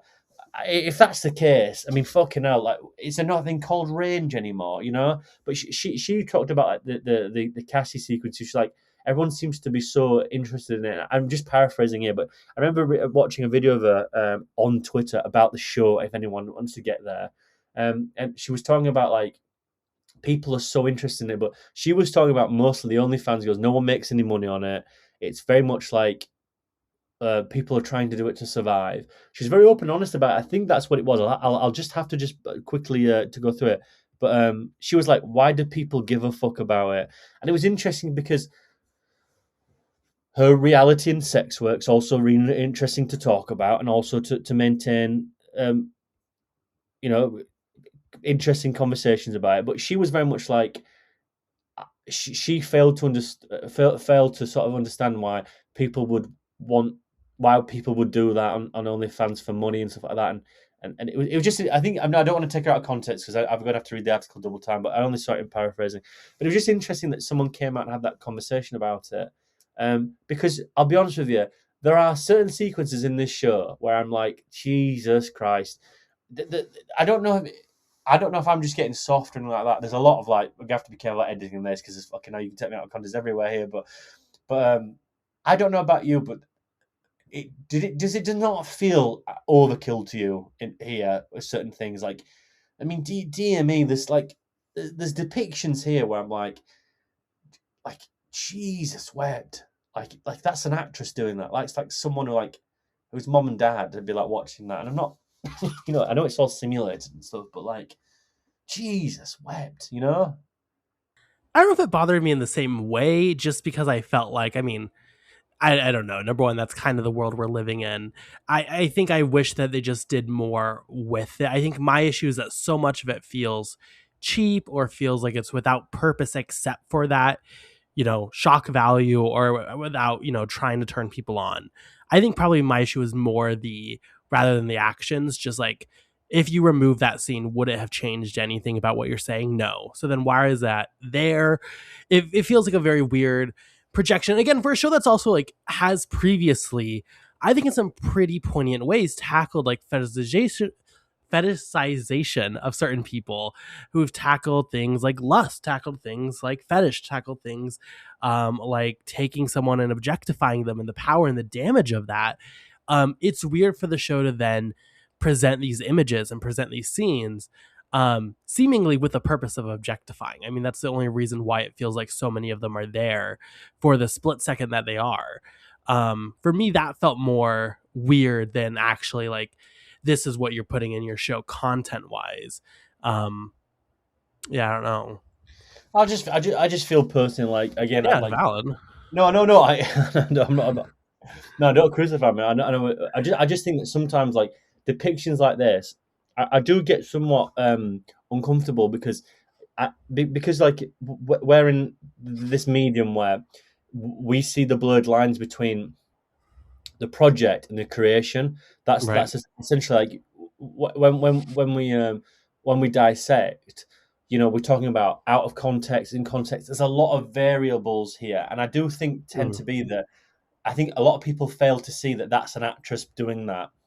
sure. And granted, if it's not Sydney Sweeney or someone else, I just think that, excuse me, there's got to be justification about certain sequences like Right. that, because otherwise it's just a visual. It's just a visual fetish, and it's Hmm. like a dog whistle to people who are like getting viewers on board to watch something for the sake of nudity and not any substance. And to me, I think to put an actress through that, and granted, we both said on here, if that person's fine with that, who am I to say? Sydney Sweeney's got paid for it. She's happy with it. She probably has editorial over her body. As long as she's got that and she's happy with it, power to her sister. Fair play, no issue. And you know what? Same with Chloe Cherry. If she's happy with that, and Mm, it's water for her own back, and she's getting paid, and she's happy with it, I've got no problem with that. But from a personal point of view, I think there's a what's the word? Not objection. What's like? I'm having like a brain fight here. I feel like there's objectification mm. image Yeah. to sustain a fantasy element of investment from the viewer and not actually have anything to say about it. That is the Yep. lowest form of artistic merit to me.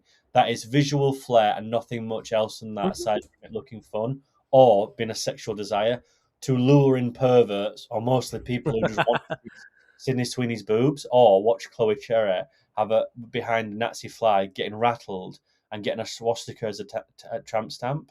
Like, again, it's like I just think it's just one of those shows where it's like, if people are tuning in to be like, I just need to see Sydney Sweeney nude this week. Like, you need to get a life. Like, you need to go out and, like, please, like, find life, loving your life. But in the same token, there's interesting about Chloe Cherry's character, because she ultimately falls into that because of Rue. Mm, She brings her into it because she knows she wants a drug mule, and then she sort of finds her family, who are horrible human beings. Obviously, she's probably naive to that, but from the characters it's written, she's obviously never really had that. And again, there's a darkness there. There's a horrible form of hope that she's found people that she feels she belongs to, who are evil cretins, who are Nazis, white supremacists, and she falls into that, like wanting to have a baby with him, have the tramp stamp. Like she's his. He's she's his no he's no, what I'm trying to say, she is his property. That's fucked up, Above all else, in in that arc, there's a lot of fucked up stuff going there. You know, that's probably the only substance this show really has about that, is that Chloe Cherry's character is probably the real one, where it's like she went down a rabbit hole, very much like Nate did about the toxic masculinity, and that got fucking straight just off a corner cliff.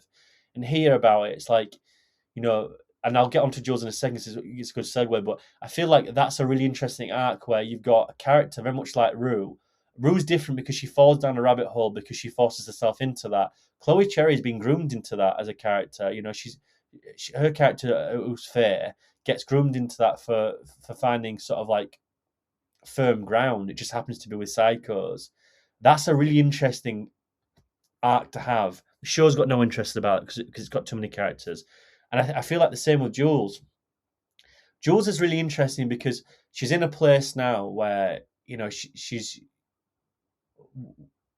that character where she was, where she had no home, she had like no life, and she was trans in the show, trans in real life, and to do what they do with her here is equally as egregious because there's something really to have there. She's now alone. She has money, but there's no substance in her life. She's dating a man who doesn't want to ever to be seen anywhere else. She lives in that apartment. She's locked away. She's like someone. She's now his property and a fetish. And the show has like just an acceptance of that, which I find very strange because this is where we'll get into like I've got to be careful here because I need to just state this in a certain way. But I get the impression here, and I'm gonna say allegedly here. The problem with that is that if you write that and that comes off quite linear and one note, that to me somewhat worries me about where that comes from a writer's point of view. Because if that's normality as a writer, and if no one's writing that being like, hang on a second, hang on a second, that's like now that's a property thing. That's strange because we're seeing that a lot about trans people. They're okay to be everyone alone with them, but it's in public. They want to be pushed away. They're not accepted. They're just dolls. Like oh, if you can catch yourself there and be like, actually have critical thinking, be like, oh shit, like I written it this way, we'll do it like that. To write it as is like quite an interesting indication about how he thinks as a person. I get the impression of now. Got to be very careful with that because you look at Assassination, it's like, well, actually, the guy's got a little bit of weight to have a conversation about it. Here, it's like, well, that's what it is. And I think that's such a disservice to the society we're in and also that character. But this is where I could go on now about this, that, and this, and that, and this, and that. Because it feels to me that is the exact same shit going on and on and on and on and on. You present it as such and you've got nothing interesting to say about it, or be like, but like she's locked away now in a castle like a princess who, yeah, she's got like a companionship, but she's not doing anything with her art. And but his wife knows about me. Like that's not a particularly good thing. It's just been accepted. Doesn't mean that anyone's happy with it. Like that's a very strange life to live. And then to do the painting, I'm like, oh God, like please. I don't know. Do you know? I think Levinson has an interesting history writing female characters when it comes to power. I mean, this goes back to what I was saying about Rue's character. It certainly applies to Jules. You can put Cassie here. You can put the character from The Idol in this. Like, he very rarely ever gives a female power over their situation or like ends their arc with them taking control of their situation. It's very much so. Even if they're in a position of power at the end, like you could argue Cassie is, very much so like settling for whatever was already previously established. I think that's worse in Euphoria season 3, as we mentioned, because the writing so continually is just like no evolution. There's nothing to it. So you just get that more and more. But I would say if Levinson, that's probably something he doesn't get enough not hate for, but I think that's something that, there's so many filmmakers who have endless conversations about how they write women, to where that's like one of the modern big topics. And I feel like Levinson never really gets that issue because there is something with Jules' character where at the end, if you wanted to write that as an empowering narrative, you could pretty easily. Same with Rue, same with Cassie, same with pretty much every female in the show. And it never does. It always circles back to them not having power or using things like sex in their body to get to a place of like just okayness. I'm thinking specifically Maddie in the show. It's very common, I would say, with Levinson, which again is weird considering Assassination Nation, but I mean, that's just how he is, I guess, Yeah. Yeah, and I mean, as well, in the same token, like I suppose the argument was like, well, it's difficult for him to perhaps write these female characters, and because he's a male and stuff like that, and I can accept that. But like, excuse me, if you're gonna write all these characters, I mean, give them some fucking character depth at least. Don't let that be a Right. cop out. He's a writer by trade as well, and also I think back to like Harry Neff. Like, do you really think that she'd like fucking settle for this? Do you think if that there was Jules, do you think that would be there? I don't think so. No. You look at Harry Neff and Barber. What they're in it for like what 6 minutes, but that to me, just being on screen for 6 minutes is like more boundary breaking than this ever will be Oh for a yeah. trans actress or an actor. Because you look at it and it's like, well, you know, that the Barbie works really well because, and again, not to get into the woke mob here. Oh, Christ, we've gone everywhere here, but this is for season 3. That is perfect. That because what they do there is that they don't do any highlight to Harry Neff in that film. She's a barber, just like Margot Robbie is, just like everyone else is. Just one of them, nothing different.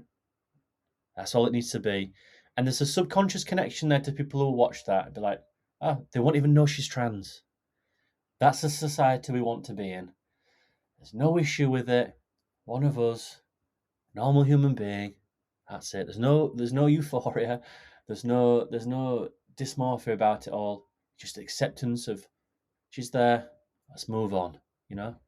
This show, not so much. It's like like we've got to maintain that Jules is different. She's different, but she's got the same issues. But she's different, but she's lonely. And she wants to be around people. And it's like, well, it sort of writes itself in a way that you can constantly write this character out of this box he puts himself into. I'm like, you know, this is a really interesting character because none of us have gone through school at that age, at that pivotal age of finding oneself and the body, hormones, all sorts of shit, what you want to do with your life, being trans. It was difficult enough, my high school experience through puberty, as it would have been for yours, as it would have been for anyone else. But to make it trans as well and to have to go through that in a society that still, when you go home and say, oh, do you know that Jules is trans? Like, excuse me? Trans? How do you know that word? Like, you've got to remember there's like a massive fury about a generation who won't understand that. And this show had the opportunity at the time to like either acknowledge that or accept Jules as just and not have that conversation and accept it just as a normal, regular type of character on the show. When I think he probably did the latter more the former. And do you know what? Either version he would have done, I think would have been interesting because if he like Harry Neff in Assassination or Harry Neff in Barber, it's like if you don't have a conversation about it, then it's an acceptance there to begin with, and fair enough. But if you have the conversation about that character being trans, then you've got to support that conversation. You've got to give that substance because it feels like almost not what's the word of it? Not it just feels like cheap, like you're putting through an actress through that's a little bit larger than life because that's a story probably what they've gone through in life anyway. To then not give that any substance feels very very cheap. It feels like a catch and release, almost like a use and abuse type of depiction. If you're following me, I just feel like he's never ever quite got Jules as a character in this. And Christ, like you could even argue about, well, Jules doesn't know who Jules is, and to be fair, that's true. Like I don't think as a character has ever had an arc. I don't to go on here because I know I keep on like I'm like the want to have that conversation, but I just think it's a pivotal thing that if you're going to open that conversation, at least just give it some justification, or at least give it an arc where you not feel like you just like taking the piss out of it and just using it and abusing it for the sake of like, oh, we can do this. Yeah. I don't know if you about I don't think Hunter Schafer looks back on this and be like, oh, that was like engaging. Why would Hunter Schafer look back at this and be like, do you know what? I'm really proud of Euphoria. Like, I think there's moments in season 1 and 2 where it's like blossoming as an actress, Yep. getting quite popular. Some very very sensual type of sequence with Rue, especially the part 1 and 2 that they've got as well. Very poignant, very profound. I just fail to see, like, looking back on that as an actress, especially of her story as well. It'd be like, Do you know, I'm just so glad I did Euphoria. Like, it just meant so much to me. Where's the conversation there? What has it ever done? It's not shown any of her range. I mean, she's fucking terrible in Cuckoo as well, I have to say. Okay, well, we didn't need to bring up Cuckoo to this No, no, I know conversation. that, but I just think that I I agree, think though. yeah, I just think I look back on this and I think it's the one that's failed. You know, it's just the Yeah, actress that's failed here the I mean, most. there's parts of season one where I think they're doing something with her. Ultimately, kind of falls flat. Again, as I mentioned previously, I appreciate that he brought her into the writers' room for her special. Ultimately, in season two, do I think it really goes anywhere? No. Yeah. Certainly in season three, it doesn't either. Um, I would agree. I think it's a pretty disappointing one. And I think the argument that, like, oh, but he's not trans. How would he write this character authentically? I think is just like a pretty bad argument. You chose to have this character. You chose to have this Yes. perspective. Yes.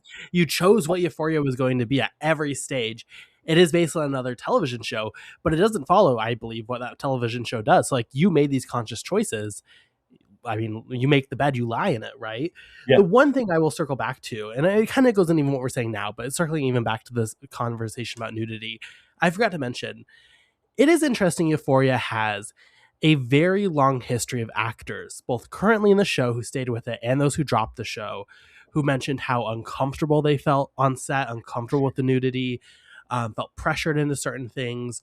So when I say, and when we talk about, it's okay that, you know, because Sydney Sweeney wanted this and such, I do think it's interesting that that culture is something that existed on set. And then obviously, I don't know the culture of season three. I wasn't there. I cannot speak to this.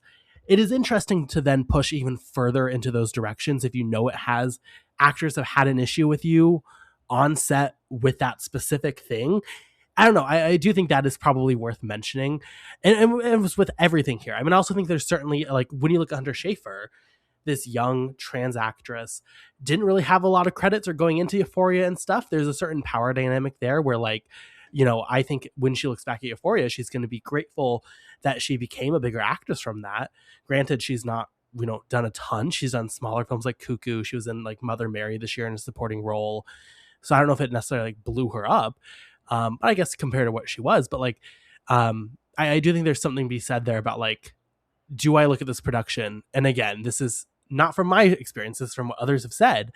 Um, you know, does it seem like maybe it's a set where there are certain things with power and control and pushing certain people to do certain things? It would seem like that might be the case. So I think that's probably a little bit also damaging to how you view the show overall. Yeah. I mean, this is where it gets into like this final topic that I want to talk to you about because the season one and two, like what we used to like vibes events, like episode one, episode two, like they felt like weekly occurrences, and this has felt different. When we look back on this in 10 years, I know I mentioned about like Hunter Schafer and Zendaya and stuff like that. This will be really interesting to look back on in 10 years or 5 or 10 years and see where these people go because I fail to see where this has helped a lot of performance here. I fail to see where this has helped Sydney Sweeney as an actress, as a performer. I fail to see where that's come from. I just don't see that. I fail to see where this has helped Hunter Schafer by season two and three. I mean, season one I can understand, but season two and three, I just fail to see where that actress has grown. I fail to see where she's improved. I fail to see that people will look back on this as a positive and a career move. I mean, for Zendaya, I think it was a pivotal moment to push the boundaries of being a Disney princess in a certain way to get rid of that Spider-Man image and push the boat. This to go into and to do the blockbuster of Dune, and then to do Luca and be able to balance all three of those things and be accepted by all three core audiences is probably a testament to the power as an actress. But in the same token, she has a great deal of material to work with. I fail to see what this is going to do for um, Jacob Elordi. I mean, again, looking back at this, doing it in connotation of the kissing booth. I know we take the piss out of that. I mean, kissing booth too, rep. But you know, I can understand why he would want to do this and have those three as not as a cash grab, but to get on the screen to do it as a career. It's a very smart decision, and then push back and do this and have them fight both fire and fire. It's probably helped him quite a lot. I fail to see where this is sort of Maud Apatow out. I don't. I fail to see where. I mean, what is she doing here? What is she doing in this season? I don't know. I failed to see what the actress who plays Maddie. I failed to see what this has done for her as an actress. And I think looking back at season 3,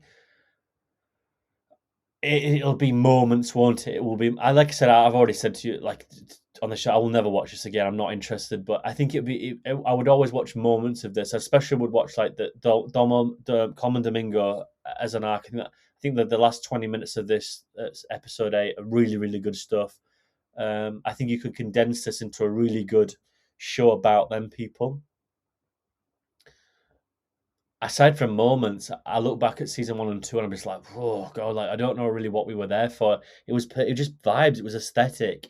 It came. The Euphoria has come about in a time where no one is really interested in substance anymore. It's all about like visual aesthetics, and I think we and you have fallen into that bracket because we've accepted it, not because we're in that, but we accepted what it is. It very much is just an hour of like, this is what you get, and move on. And I think Euphoria had the opportunity to sort of be that and also have something to say. And I have to say, after 3 seasons and almost a decade, not almost, but 6 years, I feel like it failed on its thesis. I really do I really do think it failed. It had the opportunity to really meld a conversation through visual means of audiences that were changing, and especially at a time where people were in school and stuff like that. It was just, especially on HBO, people are into streaming stuff and people are watching it on TikTok. It was an interesting idea of a project that fell apart because of like 10-second clips, lack of substance in a world about Andrew Tate and toxic masculinity with Nate. Just could not fester up a conversation about it. Teenage girls being objectified, you could not have a conversation about it. A young trans woman trying to find herself in a world of objectification, especially like having sex to make money by old men, did not have anything to say about it. And then even after opportunity, having 6 years off, where your actors and actresses grow as people, to then bring them back down as characters and not give them anything, I feel like yet again it failed on its premise and has ultimately provided audiences a means of a way to objectify its characters, and not read anything of substance within its material. A, because it's not there, and B, because it's not near enough to have any conversation. So, not because I enjoyed the show for what it is, I'll admittedly, but I think if you look at it as a grand project, I think this has been one of the biggest failures of the last decade, especially when it had something to say. And I think another one would be Westworld. I think Westworld, again, HBO had something really interesting to say in season 1, especially with the rise of AI as well in the last years. But it quite clearly says, like, after a season, these writers get too comfortable and have nothing to say, and they reiterate the same talking points as if their audience members are silly or stupid. And I think that's such a naivety because they then fail to grasp that long form content is still there. I mean, there's 8 hours of this, there's 10 hours of Westworld, and you watch stuff like this, and I think they've just failed to realize that you target audience and your intended audience are two of the same things, but to then prolong it and to just go on and to make sort of snapshots for the TikTok or Instagram audience, I think they just failed to see those people. They failed to see the trees before the woods for the trees, unfortunately. And these are the very few people who are able to make like long form content, and they just shit the bed. And it will be the very same people who are afforded the opportunities that will fail other people further down the line, unfortunately. So if I had to end on a really negative note, unfortunately, I know we do this every week, but I do think the project Euphoria failed. I really do. Did you have these feelings with like season 2 era, seeing how Yeah, it went from season 1 of those specials? You okay? yeah. I feel like season 1 felt like something very fresh, very risque, and had connotations and conversations about something that felt very prevalent in a world that was very much on the cusp of going into a very dark situation. We're now 8 years through that, and the conversation about toxic masculinity and about OnlyFans, they've only got stronger and more crowded and more complex. and the show has not grown with that, has not had a conversation with that, has presented it as a very much one note linear linear remark, and failed to sort of justify that. That to me is a failure. I mean, 8 years of time has passed this. He's had 6 years of a hiatus where there's been material that's sort of in his lap where he just had to turn on the news, and he's just failed to have those conversations. I mean, you know, you've got a main character here who two seasons ago, 5 6 years ago, pulled a gun on his girlfriend and threatened to shoot her because he didn't get what he wanted, because she was his property and he wanted sexual things over it. This man is now like crying over flowers, getting married to that person's friend, and now she's selling a body online, which she doesn't need to, and we have really no reason why, aside from, well, she can make money doing it. I mean, that's a strange volume about like where toxic masculinity goes, but it doesn't really have much to say about what that journey. You know, and you watch season 1 and 2 about his father, and that obviously for other reasons that's not here now. But you know, about, you know, his dad was videotaping having sex with like young girls and also men, and yet he makes a remark to his brother, to to one of his sons, Nick's brother, about, you should be careful what you watch on your computer. You know, you think, you know, people like masturbating over like 10 people ejaculating on someone's face is like, do you think that's not like, not, I don't think he says consensual, but do you think that's not like, is that gratification? There's interesting remarks there about that. What is deemed to be, granted, I know he has sex with someone underage, but he is ostracized from a community. Granted, I'm not trying to say that's acceptable what he did with Jules, but they never find that within the context of the show, do they? Never find that tape. He gets caught having an affair, having sex with girls, and young girls, let's say, and like young men. Obviously, he's married and he's a chili con carne king and stuff like that. But he's a member of society within that small world who's ostracized because he's sexually deviant, let's say.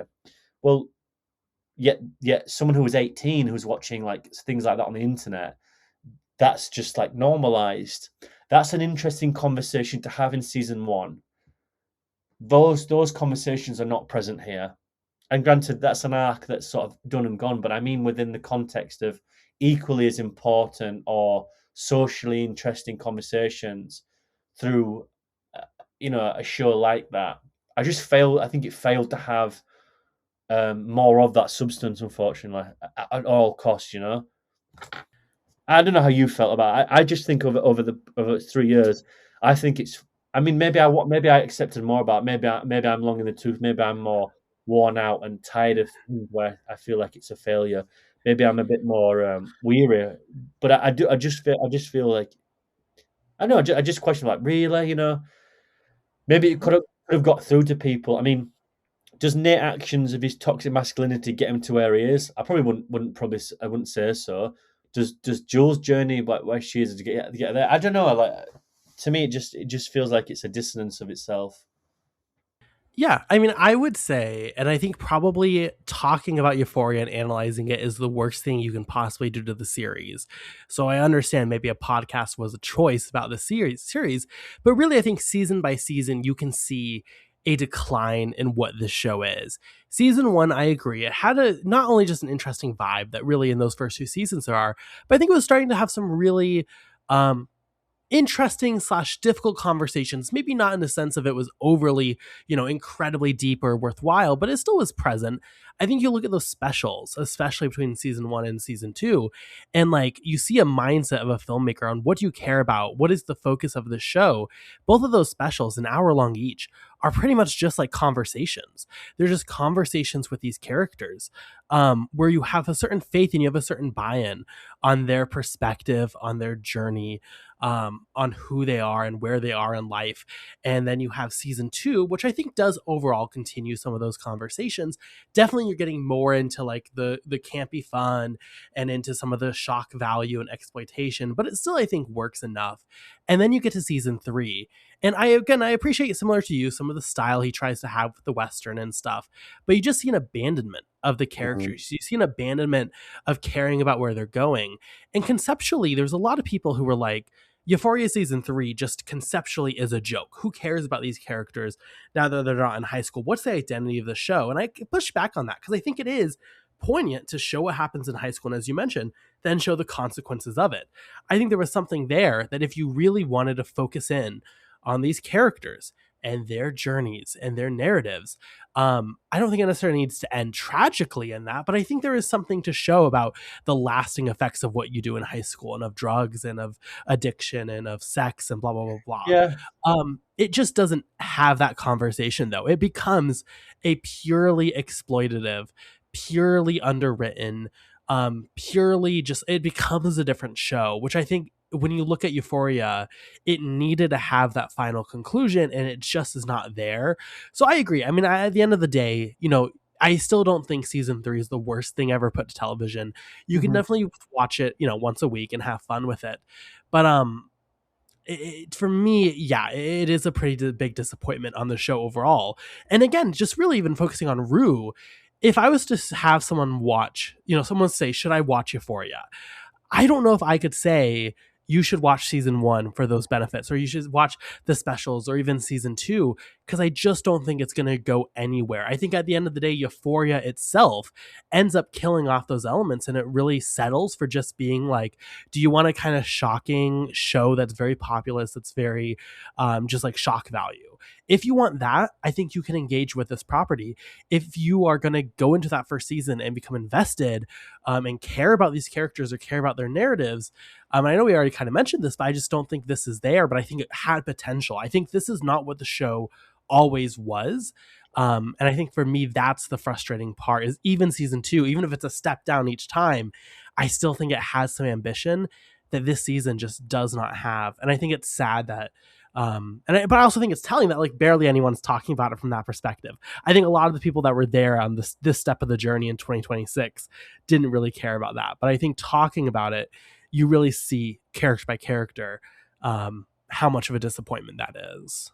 Yeah, and I think the more we talk about this conversation, the more actually I'm somewhat agreeing with you about Rue. I think that there's also this quite heartbreaking proclamation in here where, and I'm a firm believer, like you said, it's not like reap what you sow, but the actions what you do when you're 18 do affect when you're 26. But that doesn't mean you have to be condemned to those actions. I feel like this show is like, oh no, you fucked up here and you fucked up there, you're condemned. It's like Fez condemned, Nate condemned, Cassie's condemned, Maddie's condemned, Faye's condemned, Rue's condemned. It's like there's a severe lack of hope there, and there's an intoxication of youth. Is like anything's possible. But in the same token, I've seen people at like 15 know what they want to do for the rest of their life, and by the 25 they've got nothing. I've seen people who are 15 who have got nothing at 25, they've got everything. But in the same token, I've also seen like 40-year-olds like degenerate gamblers, and I've also seen, and then when they were 15, they were like lovely people, and I've seen the opposite. I've seen people at 15 who were horrible, and then when you look at them like when they're like 40 or 25, 30, 40, they blossom into different people. I don't think life is one of those things where like there's a set time rate where everything is over, or there's an expiry date of when you can be a good person or when things come right and wrong. I mean, the whole thing about this show is that like if you look at Alamo and as a character, it sort of goes against the principles of what he's trying to do with his own cast. I mean, Alamo like has lived to a certain age in his 50s, like, and seemed to have prospered, and yet it comes to like he reaps what he sow. But he's not condemned when he's like 25, is it? Because he's made decisions like that. I think it's just there's a lot here where it just feels like a lack of self awareness or overall writing, and I don't know if it would help this TV show if there was a right 4 or 5 writers in the room. Perhaps there was. Maybe there's some ghost writers here trying to help him out. But I think once you get one person trying to orchestrate the whole room about an ensemble characters, I think you've got problems. You need to have 2 people who know Cassie, not just one person, 2 or 3 people who know Cassie, 2 or 3 other people who know Rue. Get Hunter Schafer to write as well as Sam Levinson for Jules. Get that interest in there. And granted, I think that's probably not able to be devised as such, like what we've said about schedules here and issues about availability. I appreciate that. But if you can't do it that way, don't do it at all. I don't know again, from contractual obligations here, There's nothing here that you would read on the script and go, Sam, stop right there, sign me up. This is amazing. There's nothing here of that. There's nothing remotely interesting on the paper that would get you writing on board this. That was like, do you know what? Oh my God, I might win an award with this. I could get an Emmy for this. No, please, there's nothing here. Zendaya will be nominated, I'm sure, shit, because it is what it is, because that character's got the only writing in this show. But everyone else is like, I just don't know why you would apply yourself to be on this. But like you said, if you're there for 2 days and you get paid $500,000, and fuck it, you know what I mean? Like, fair enough. But for me, I think art's a little bit more, well, not necessarily art, but I think these are all very much on the cusp of being something, these actors now. It's like the Stranger Things stuff. It's like there's a certain age you get to. I'm not going to contradict myself about, you condemn yourself when you're 25, but as a performer, you've got to leave at the right time. You've got to evolve and you've got to move on. And I don't know if you've seen Misfits at the UK TV show, but Robert Sheenan was in that for two seasons, and he fucked off from it. And it was quite like a dismay at the time because Misfits was like a big thing, and it definitely, like, his presence of it was left. And he didn't do anything for a while, but he went to like America and was in Umbrella Academy and stuff like that. And he was in and he was like, "Why did you leave?" He's like, I want to do other things. I'm an actor." And you don't sort of realize that if he would have done that show for 5-6 years in his 20s, he would never have gone on to do anything else. You have to move on. You have to be, as an actor, you cannot stagnate. You've got to keep on moving. And I think the Stranger Things cast have condemned themselves to be like those people because they just stayed too long. Like, yeah, as a child actor, and I know these people are a bit older than that. Granted, I know they're in the 30s and stuff like that, so I don't want to be too harsh. But you've got to move on from the same shit 3 years in, 3 years out of doing the same thing. You wouldn't do like 5 films of the same character. You go and make another film. You go and make another thing.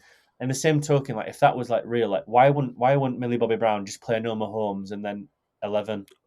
Why? I mean, that's all she fucking does, all right. But if there was no point of being an actress or an actor or a performer, you would just do the same thing, wouldn't you?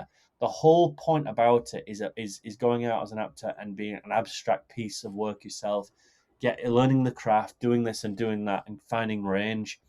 The one time you stay in something for too long and you start to realize that the pool's shallow and you can rest your feet on it, you're doomed. You need to be paddling like your life isn't believing. You need to think you're drowning. And I think that when you look at the actors and actors on here, it'd be interesting to go back to the point about they're on the cusp here. And I'll be interested I just don't think that this show has helped any of them in terms of range. I really don't. Maybe it's Zendaya and Jacob Elordi, but Elordi would be the one I would say, yeah. Yeah, because they're only two that have actually got any substance with those characters anyway. I mean, like, I think Schaefer has moments in the early beds. Not later on, but Schaefer has moments. But they were 6 years ago now. Oh, I agree, yeah. Do you know what I mean? Like, where's the Blade Runner thing? If we're gonna be doing Cuckoo, like, I'm sorry to say, but like, we are doomed. You can't just be pretty anymore. You can't just be attractive. You have to have performance. You have to do something. I'm sick and tired of like watching actors and actresses pout and be like, "My God, they're so good." I'm like, no, what? Where's the range? Like, Mark Wahlberg can't do the same shit week in, week out. You've got to do something different. Like, Jesus, what? Like, to be fair, I'm not going to bring that up, but there's other actors out there who will do other things and do other things. I'll move on from that. But on that point, do you think that had this not been the last season, that it would have got Elordi or Schaefer or these actors who were on the sidelines? Because I feel like they came back because it was last season. I feel like they were like, you know what, this was something that at a pivotal time in my career, I think some like Schaefer and Zendaya genuinely at one point really cared about those characters and really had a connection to them. So I can see them coming back for like, you know what, I want to end this thing correctly. I think if we had season 4, 5, 6 lined up, I don't think you see these people in the show. I agree with it. I think the slight blind loyalty. I think there's like 2 days. Yeah, I'll do it. Okay, I'll be in LA. I'll get paid like $1.5 million. Like, fair enough. And I think, to be fair to that, like, you've got to appreciate where you came from. Because in the same token, I do think that there's a reason why Jacob Elordi is who he is now. I think Zendaya needed this, and I also think Hunter Schafer needed this for exposure. So to be fair, you should go back and you should be somewhat acceptable to the the mark of the beast, let's say. On the other hand, on the hand of that, right, I do also think that there's also got to be a little bit of like self-awareness. If it's not good for you at this point, you don't owe him anything. They've been cast on merit. They've not been cast because they're his mates. They've been cast on merit. So they've justified their loyalty by staying through 2 seasons and giving him what he needed to prosper. Now he fucked off and went to make The Idol, and that just went down the shitter. And Malcolm Marie, that's his problem, not theirs. If he then goes back and I want to do season 3, I don't really think these people have to go back in order to justify, because at one stage he cast them. They don't owe him anything. And I think that without them, I don't really think this works anywhere. It was like that's what made the beauty of season 1 or Euphoria to begin with, is that I think it just caught a generation at the right time. And maybe looking back, that will be, not to contradict myself yet again, that's what it all is in this episode, but I do think maybe that will be the blip where it'll be the bubble cast somewhere in 10 years' time. It's like, all these actors who are like the next generation, they were in this TV show. And I think that'll probably be it. I mean, other than that, fuck knows. I don't know. I just, the more I think about this, the more I'm just like, I'm just gutted about it, what a missed opportunity. Although I did think this was quite fun, but I just think it's like objectively, subconsciously fun because it's just so silly. I don't think I could stomach a season 4. I couldn't stomach. I know because HBO were like, it's the season finale, not the series finale. I'm like, good God. They have since confirmed it's the series I know. finale, but for a little bit there, they were like, maybe, they were playing with it. I'll tell you what, to end this now, not talking about the actors, let's go back to Mr. Levinson. Oh, God. Yes, we do. We've got to, because at one stage, I think me and you would both admit that I think admirers is a good word, but I saw his work in 2018, knew nothing about him. Like, oh, this is interesting. I'm like, oh, Levinson's doing this and that. I'm like, okay, I have absolutely no interest now. And I don't. That's not necessarily like I'm not condemning him. I don't. If he does something interesting, I'll be there. I'll read about it. And I'm like, oh, okay, maybe. But this is not put. I'm not in my stomach or anything. But I would be interested to see where he goes now, because the guy can't do short form content. He just can't do it. He can't. It's just. I think he equally can't do long form either, to be fair. But I think where he prospers from is that I think long form, there's just too much going on. I just don't know where he goes back. Does he go back to the cinematic medium? Does he do more HBO stuff? The Idol didn't really work out. And Malcolm Marie never really worked out. So he's really a bit of a tricky spot here. So you could sort of say that a Euphoria season 3 was his reset, and then he jumpstarts from here again. This hasn't really been critically acclaimed, nor has it been in any way. Sam Levinson is like, oh, this is brilliant. It's mostly been controversial statements regarding its provocateur. So viewership has also been down. It's not been terrible, but it's been down from where it was. Yeah, especially because it's like season 3. It's been long awaited. Some big stars in here. It's not really a positive any way you can spin it. So it will be interesting to see where he goes. I mean, you'll know more than that about me. I don't really know what he's got coming up, but I'd be interested to see where he goes from this. I'd be equally skeptical, however. I think out of everybody in this cast, I think he's the one to be like, shit, I don't know where he goes after this. I just don't know. I don't believe he has anything lined up from what I'm seeing. What I will say is I think Levinson is always going to be a voice I'm going to keep my eye on what he does, because I think he has potential. I mean, you can go back and listen to Uncut Gems podcast, and I'm sure we both said some pretty insane statements about his like potential and how locked in we were. I won't be listening to that for the same reason. No, definitely won't be, but I'm sure we were drinking the Kool-Aid. Yeah. But at this point, as you mentioned, I mean, if you want to say, okay, Assassination Nation, 2018, right? Yeah, and I didn't see his 2011 film, to be clear, Another Happy Days. I don't know about that. But 2018 on, it has been, I mean, it's 8 years since then? It's like going to be its 10-year anniversary soon. In that time, has he ever seen a vision through to where I'm like, Sam Levinson hit that same even, let's say, 50% of the potential he showed in Assassination Nation. He didn't in The Idol. He ultimately did in Euphoria. He didn't in Malcolm and Marie. His other projects he's worked on, he was a writer on Borderlands. I didn't see it, but I can't say I think that film probably lived up to that potential. Is that He the was Eli Roth thing? yeah, the Eli Roth Oh one. my god, no, I didn't know that. That's disgusting. He was the writer on Deep Water, which I again didn't see the Ben Affleck and Ana de Armas one, but I Jesus don't think Christ. that one No, broke through. He was an executive producer on Pearl and Maxine. Didn't like those films, so that didn't no. necessarily. This is Carson. This is not going well, my friend. No, literally. This is the point, though. This Like, at a certain point, it's like I understand this guy at one point in 2018 had potential, and I will, similar to Neil Blomkamp, randomly. Like, I will always keep an eye on him because I've yes, seen that. yes, But at every great, point, I'm not gonna be saying there. Not to do a little callback, I'm not gonna be there opening day for Gran Turismo. I'm not gonna be opening day for whatever Sam yeah. Levinson does next. But like, obviously, I will always. It's always a roll of the dice, and maybe one day it's gonna land again. But it's not. At a certain point, you have to let go of like that expectation. No, that's brilliant. I think that's it. I think he's on the cusp as a filmmaker. I think I've like appreciated what he's done, and it hasn't really worked out for me. But I always have like a small soft spot of like hope of a director like blossoming out again and do something crazy. It's like the same guy who made the film. He was like a writer and director, and he did it about the kid who God, it's Waves. I'll Trey always, Edward Schultz. Hey, yeah, another Weekend Connection, but yeah, continue. yeah. I'll always keep an eye on that because I'm like, I got that film. I'm like, God, this is like really heartbreaking to watch, and it just came out in an era where like it was just a difficult era for that to have a conversation and it not be politicalized a different way, and it was tough to sort of witness that because it's like I think you see that and you see young men make really bad decisions in life, really bad decisions, and not ones that they mean to make. And I think it just came out in the wrong time of a political era where, you know, it was just politicalized to be a different conversation than it probably should have been. And I'll always look at that as a filmmaker. But I go back to the point about this and Sam Levinson is that I really would have just hoped this wasn't a Euphoria, it was just something else.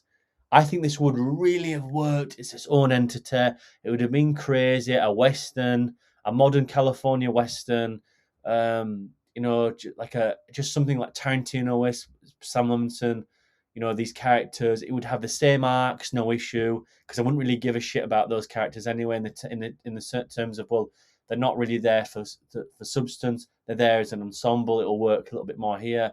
Not that it's Cassie, who I know has had issues here, there, and everywhere. And I think Rue would have worked. Then the issue with Nick, you could have got less star power there as well, and had character actors. I think it was still really well would have worked as its own entity, especially the Alamo stuff and bookended it.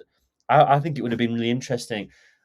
The ties to Euphoria, though, that's always going to be the problem, and that's where it lets it down. So that I'll probably end it there. I like you. I'll keep an eye out, and it'll be something on the cusp. And I wish him the best. I really do. And I think he's proven on a visual aesthetic level, like the guy's got some talent. Like he's very very talented as a filmmaker. Don't get me wrong. And I just think that there's often sometimes you can smell your shit and you think it's roses, and I think that's the problem with a lot of filmmakers. I think you become too indoctrinated in your own world, and you need to separate and be like, does this work for the characters and not for myself? And I think it takes a very strong-willed person to do that, because once you get success and critical acclaim, you know, you're untouchable. And it's one of those stories, very much like the characters he writes. How he's not sort of got one-on-one there yet, I'm not too sure. But yeah, look, it'll be interesting to see where he goes. He's obviously got a relationship with HBO. I think that might be contractual obligation to finish this as well. I don't know who ordered this. I don't know where the whole thing comes out of this, Carson. So I wouldn't know that either. You probably know more than me. But I agree with you. He'll be on the cusp. It'll be interesting to see what he does. I wish him the best. What form he'll do, long form or cinematic, I'm not too sure. I'd just be very interested to see where he lands here. I couldn't give you an idea. I really couldn't. I certainly cannot either, but I hope it's something original, and I hope it's something that he has control over. Because, like, again, with The Idol, because of a certain person involved, got kind of out of his hands. I think here we both said like there's something in the core of this that just gets really hurt because it has to also be Euphoria. Just try to go to, whether it's a film or a show, just something original that's your vision Yes, that you can really have control over. Maybe hires a lot, like a few co-writers, right? I think that's probably healthy, but 100%.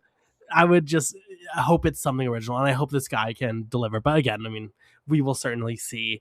I think that's about it for our review of Euphoria season 3.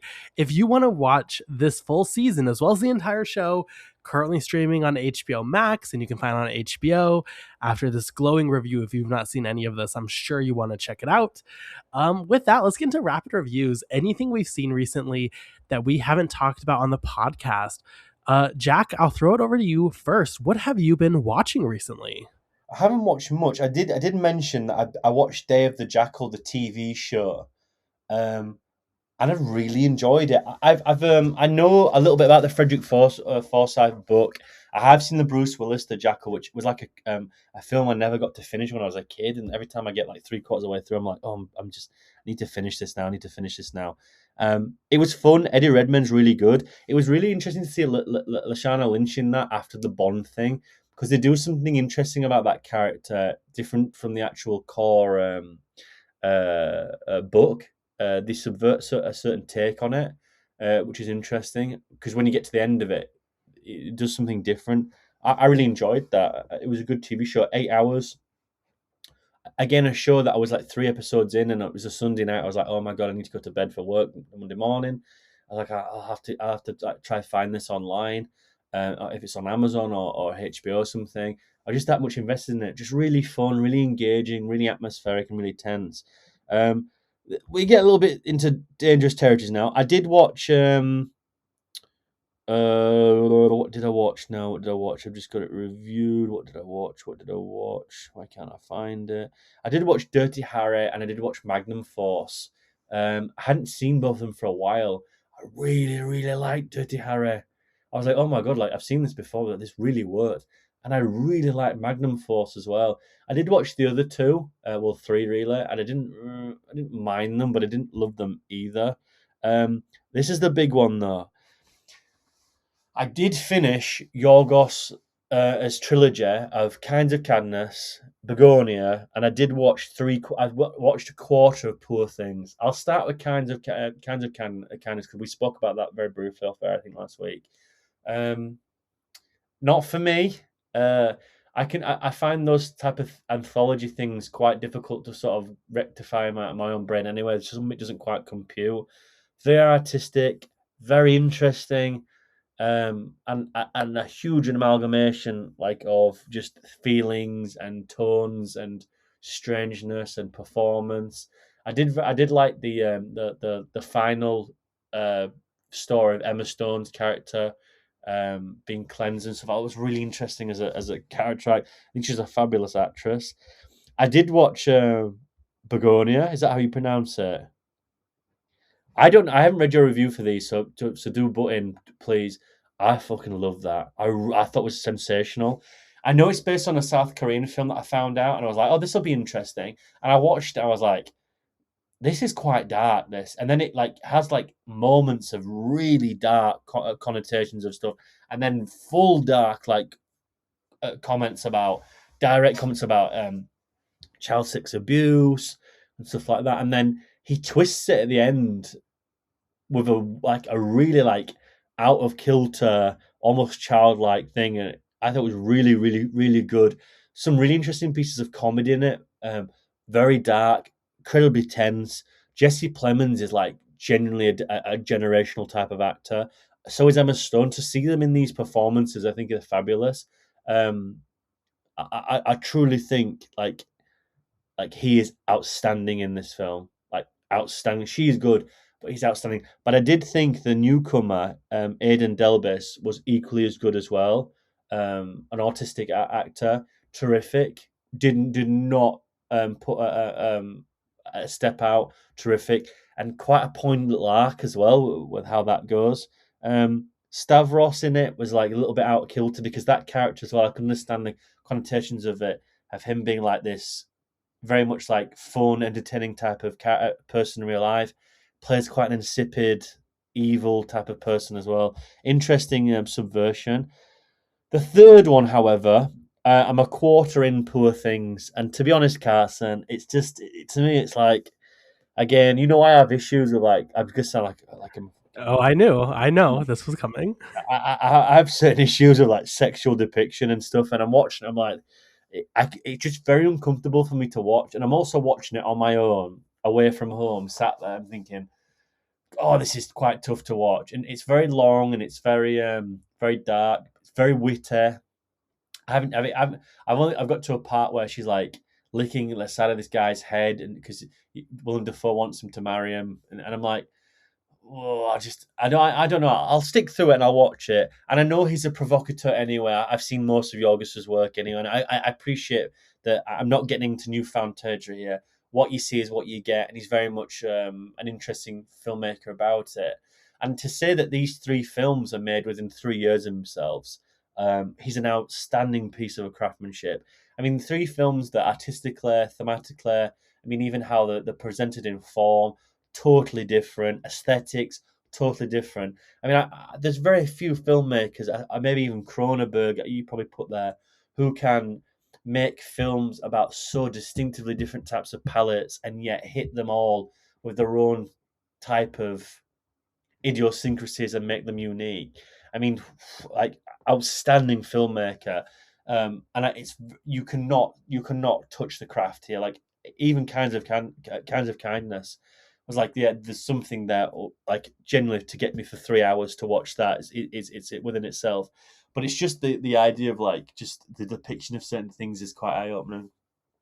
Other than that, I haven't really watched anything bar. I've just been watching Euphoria, so it's not been particularly good. I did watch Wrath of Man the other night. I have to mention that, and I have watched Lock, Stock, and Snatch just because it's like when I'm working away from home, I always try to watch Creature Comforts. But really, it's just been Euphoria high, and every time it goes on a Monday, I need that hit. It's been just tough to watch. Oh, definitely go through withdrawals, I assume. Oh no, I think I'm in a better place now. I think that's over and done with. I can't wait for it. But yeah, so that's as much as I've got really. You're going to blow me out the water. I know this. So tell me what your excellent stuff you've been watching that's not rubbish like I have. I'll just say really quickly, very mixed on Kinds of Kindness, very mixed on Begonia, but I didn't like the original film. I love the ending to Begonia though. I think the ending is like 10 out of 10. And then loved Poor Things. Really? Would recommend. I always get weird recommending podcasts from years ago, but I feel like myself and Nick did a really good podcast on that back in the day. So maybe check that out after. I will listen to it, definitely. Also, it's a movie that changes a lot as it goes, so just right. Okay. It's just very tough for me to watch that, but no, for sure. I can imagine. We're usually on the same page, so when you said about like this and that, I'm like, oh shit. But no, like we're much on the ships. I'll definitely give that a listen once I've finished it anyway. So thank you very much. Yeah, that's a great shout. But as far as what I've been watching, let's start with the new releases, and then we'll go to a couple Pride recommendations. I watched John Travolta's debut, Propeller One Way Night Coach, out of Cannes. It was an hour long, so I was like, you know what, I have to do it, and it was awful. It was really? Almost unwatchable. I don't know. Maybe if you were like really into planes, it's good. But it's just this kid on planes as he's flying from I think New York to Los Angeles, and he's just being the most annoying child in the world to everyone on the plane, but it's supposed to be really cute. I don't know, it was not for me, but it's like I don't think it's technically a kids movie. I don't think kids would like it, but valid, fair enough. Then I also saw the new Scary Movie, so really top tier cinema here. Look, it was fun. I had a lot of fun with it, and I can't say enough. The most entertaining part is then going on Letterboxd after and seeing all the like quote unquote critics try to analyze and break down this film, not knowing it's like a parody film. So they're like really are breaking down like individual performances and through lines of the films, including some of our favorites. And I was like, oh, buddy, it's just meant to be like a collection of skits. Like it's not that deep. I don't know. If you like the Scary Movie concept, I think this one's fun. But if you don't, why would you watch this one? A couple of Pride recommendations. highly recommended by Nicola Grasso. I think he saw it at Berlin a couple years back. And I saw Crossing. This is directed by the same guy who made And Then We Danced. It's about this old teacher from Georgia who goes to Istanbul to find her long lost niece who's been like kicked out since she transitioned, and then Oh this wow. woman's going to go find her. Very, very beautiful little film about like the power that having an open, solid connection can be for queer people. I thought it was really beautiful. I loved And Then We Danced, but I would recommend this. Then also very weird recommendation from 2009. It's an hour-long documentary called Two Spirits. It's about the two-spirit identity as well as a discussion of a hate crime murder towards someone who is two-spirit. Didn't love the murder section of this. They like have a reenactment and it comes off very cheap. But when it comes down to an actual documentary about like what is the two-spirit identity, how has this indigenous understanding of gender identity been changed by Western cultures and things like Indian boarding schools, like you can't get better as far as an educational documentary, especially for a identity that is so, I think, underrepresented and underdiscussed, even though it is the T in LGBT. So I would highly recommend that. And then just trying to think, is there anything else really I've seen? It's not really. It's been a pretty slow time. I saw Mandalorian and Grogu. I guess I'll end there, and it wasn't good. So, shocking. With that, that's going to do it for us today. As far as here on ClapperCast, just I'll throw out there, myself and Hillary White just released our Best Picture Rewind episode for All About Eve. I would highly recommend that. We had a lot of fun there. Jack, we just started our Hot Bond Summer with a review of Thunderball, which I really appreciated that review. So we'll get to more of that because coming soon. Over on our Patreon, we're going to be reviewing Lawrence Anyways for Pride Month. We have an episode on Her Majesty's Secret Service coming out, continuing our Hot Bond Summer. And then our Best Picture Rewind continues soon with From Here to Eternity. I think a perfect little film for the summer. So with that, that's going to do it for us today. Jack, where can we find your work online? I was just gonna say you've done your reviews with Hillary outstanding, like on the ClapperCast, and you won the Yaka. But listen to a bit of the Yaka one. Really poignant pieces of work, like really good stuff from two wonderful people, Hillary and Jakob. Two great little critics as well. Like very much like their own type of people. Really interesting points of view. Then they've got me doing Thunderball, and we've done Euphoria. I feel like I should be doing more highbrow stuff with you, so I'll have to change that. But no, it was a beautiful little. I mean, if you've not if you've not listened to our Thunderball, I thought it got kind of personal at times. I thought it was beautiful. Yeah, it made me appreciate that film so much more. But yes, I'm gonna turn up for you. Hey, you were also here for Euphoria. Yes, exactly. No, that's I sort of brought that up as well. You didn't want to do this. Carson does not want to get his hands dirty. He was like, we can do it once a week if you want to. I'm like, yeah. And then he turned into, well, you want to do a full episode? And you were like, yeah, but Mandalorian and Grogu. I was like, Carson, no, we don't want the viewership. We want the Euphoria season 3 crowd. So thank you very much for doing this. And your programming has been excellent. Every time you can make it for a Saturday for me, I'm there. I always appreciate your time and your effort. And I'll always love spending time with you as well. So I know, thank you very much for having me on. I know that you've got a very busy schedule and you make amends for me. So before I go, I want to say thank you again. I love you to pieces. And there's not many people who will spend 2 hours talking absolute shit with me about Euphoria season 3, about psychoanalyzing characters who are thinner than a piece of paper. So thank you very much, Kazim, for inviting me. If you want to read more stuff, I'm generally going to publish 2 reviews on Clapper of Saipan and Peaky Blinders. I need to get in my system again. I need to get back into the rhythm. You can listen to me on this. I'm going to do it again on a Majesty's Secret Service. And then anytime Carson can fit me on a Saturday, God willing, I'll do that as well. It's not a problem. I'd like to get, because The Great Ziegfeld was the last great true piece of cinema we did, and we need to get back to it. You can find me on Uncut Gems the next couple of weeks. I'm trying to get a schedule worked out with the boys over there, with Randy and Jaco. I've missed them tremendously. And then I've noticed the Italian's not come on since I've been wanting to decide as well. So I'll point that out. It'd be nice to be back on with Nick anytime soon. Hopefully it'll be on some Bond stuff. But you can find me on Clapper, and you can find me on here and on the shows, and you can find me on X if you want to be. I wouldn't bother. But you can find me on Letterboxd at Jak-Luke Sharp. I've just finished my October from January. That's finished in January. I'm so far behind. I've got January. I've got Bond, which ironically is fit into this as well. So I've done some 35mm. February is Black History Month. Done some stuff like that. March, you've got April, which April Ghouls, and then you've obviously Pride Month as well. And I've done some women in film in March as well. So there's some good stuff out there that's going to come out. I've already watched the films. And if you watch back these months ago, then I've already mentioned my small reviews about. But it's just been very hectic. So again, thank you, Carson, for having me on, and anyone who's sat down to listen to our Euphoria. I hope you guys got something out of it to watch the show, because it was worthwhile me getting to spend some time with Carson on Saturday. So again, Carson, thank you very much for inviting me again. I really do appreciate it. I'm happy something flashed in my head I was going to bring up, but I forgot. Normally we'd save this for our private meeting about performance evaluations, but someone left a message recently, very angry at our Godzilla review, to be honest, because they were like, why did you pick a bad one? But at the end, I just wanted, because it does concern you. Quote, also your friend needs to lighten up. So just FYI, that is some feedback for you. No, fair enough. I'll take that on board.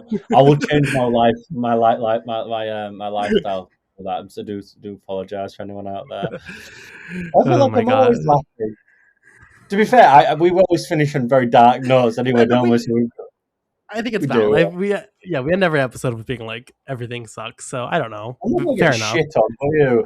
I feel like so uncalled for, but fair enough. Maybe we were miserable about it. It's so funny. Hillary's episode gets so much feedback. We're like, oh my gosh, what a great, I've expanded my worldview. When it's us, they're like, oh my God, you guys are annoying. It's like, well, fair enough, I guess. I'm hoping the Thunderball gets so decent reception. Or at least imagine Secret Service people like, please just give me some nice feedback. I'll be crying tonight with tears. Thank you. Yeah, so good to share that. Yes. You can find us here on the podcast again over on our Patreon. We release monthly bonus episodes, normal reviews here on the feed. Again, we'll be back soon to continue our summer series. So with that, thank you so much for listening and watching. Goodbye.